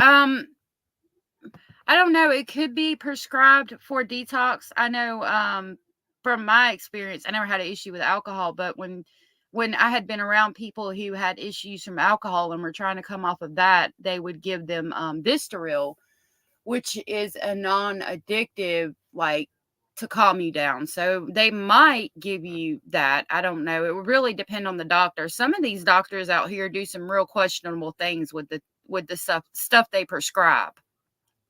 So I don't know. It's possible. And so the judge allowed me to take a deposition. I've never heard of it happening before. First time it ever happened, but it did. And we did the best that we could to counter that and then to cross-examine her. But yeah, I think initially she had said she hadn't made up her mind about it, but I think after a little bit of time, she decided to go ahead and give the opinion that Sarah did suffer from battered spouse, and that corroborated what Dr. Harper had said, that she did suffer from battered spouse syndrome. So I guess that was the good of that. Any thought in hindsight that maybe there was a motion to eliminate for you not to use the battered spouse syndrome defense, to not talk about self-defense? Obviously, you got to be able to do that. The state was very clear. She needs to say there's an overt act. She eventually did. She said his hand coming out of the suitcase was that overt act. In hindsight, could there have been another strategy that you could have taken that could have been more successful? Maybe not argue battered spouse syndrome? No, I don't think so. I think, what she was saying in that 2-minute video to George while he was in the suitcase, I'm convinced was tied to the trauma that she had received from the abuse that she had suffered from George. And I just think Dr. Harper, it's a complex syndrome. No, no, sir. I do not agree. Not at all. It really is. And it's difficult for lay people to understand. I've tried to talk to, the psychologist, the psychiatrist about it to try to understand it. Why somebody wouldn't leave that situation. Why, if they're getting beaten up, they're getting stabbed in the leg. Why wouldn't you leave that situation? It's one of those things. It's a head scratcher for a lot of people. And so that's the reason you bring in expert testimony, is to try to explain that to a jury, what was going on. But it's difficult for people to really understand. When Sarah Boone refused the plea offer, the judge made it very clear to her that the minimum he could sentence her to would be 20. I don't think that it's difficult for anybody to understand. I think everybody smelled a bullshit. 22 years in prison. Is she prepared for the sentencing? It's going to be in December. I don't think she's prepared. I don't believe that. I think she was in hopes, she was excited about us, and she felt like she had a defense and that we were doing everything, and she had the experts lined up. So I don't think she was thinking about this at all. I think she was very optimistic. That's why she was optimistic during the trial. Yes, she was happy with us every day. She was happy with what we were doing. And of course, Shirley says, didn't see any abuse from George. She was the abuser, and I couldn't agree more. Tom says George is not on trial, Owens, and that's correct. We shouldn't be talking about George. He's not here to defend himself. Syringe doesn't always have to mean a needle. Sometimes it is taken under the tongue. You are exactly right about that.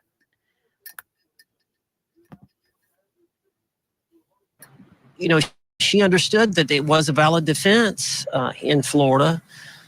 Battered spouse using it to justify the force that you use. So, yeah, she's devastated, and she hadn't come to grips. Like I say, I'll talk to her tomorrow, but she was just stunned today.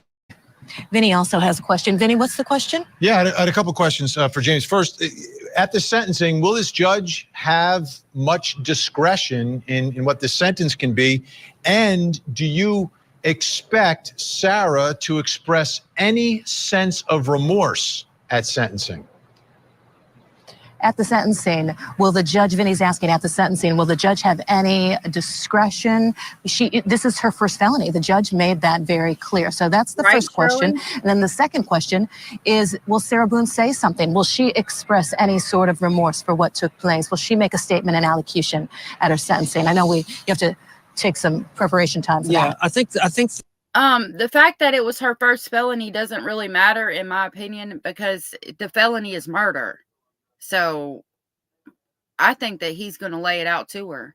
I hope he does. The prosecutor had said the low end of the guidelines was 22 years, and I think the judge told Sarah that. So I think that probably is the minimum, unless there's something I'm missing, maybe a downward departure. I don't know that she would qualify, but the judge has a range, and the judge has the discretion, and the judge, is going to hear from the victim's family, and then the judge is going to hear from Dr. Harper, and ultimately the judge is going to have to hear from Sarah Boone about this. I don't know what her position is going to be, but we'll see. Mr. Owens, thank you so much. Thank you. Nice work. All right, thanks. Appreciate it. Vinny, that's the latest. We'll send it back to you. Kelly Craft at the courthouse with Sarah Boone's attorney. We've got all our guests here. We're going to take a break. Okay, so that was Sarah Boone's attorney. This is what they're doing. I didn't play it because sometimes it works and sometimes it doesn't. This is the bullshit emoji, real quick, that we have. A bullshit? A bullshit? A bullshit. A bullshit. It didn't work good on my end. I hope it worked good on y'all's. Like, it cut out some. I hope it worked so that y'all were able to see it. So that's going to be it for me today. You guys can let me know. I think everybody here in chat and everybody that's here with me live came up to the same conclusion. that the jury did. I know that's where I'm at with it. I agree with the decision they made. I think she's guilty AF. I'm happy with the decision. I'm happy with what happened to Leilani as well. I'm glad that George and Quentin both got justice yesterday. That makes me really happy. Thank you guys for being here. If you're watching the replay, please don't forget to hit the thumbs up button. That helps me get in the algorithm so we can get more people to watch the videos and subscribe and have more Speculating family members to come and hang out with and chat with us. I will be live again in the morning at 10 o'clock. We are going to deep dive Delphi again, but specifically more so the case and everything happening at trial. We already went through kind of what got us to the trial, and now we're going to go over that person y'all were talking about yesterday. Tomorrow we'll go over some of the things she said and some of the things that have happened in trial. I think it was Zio that told me that when they came back from lunch yesterday, one of the jurors was no longer there. So that was interesting to hear. Thank you again, everybody, for being here. Thank you to all the new people who subscribed and became Speculating family members. Thank you to all the people who gave out memberships to Speculation Station. And if you were gifted, please tell the person who gifted it to you thank you. I hope y'all have the best day ever. Thank you so much for being here and chatting. And again, happy birthday to the lovely Jenny and the lovely Cozy constellations. I hope y'all have the best birthdays ever. I will see y'all in the morning. Have the best day ever. Bye. Hold on.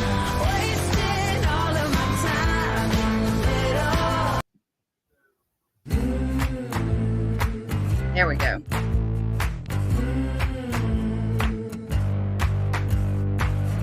Listen up, I gotta tell you, there is something you should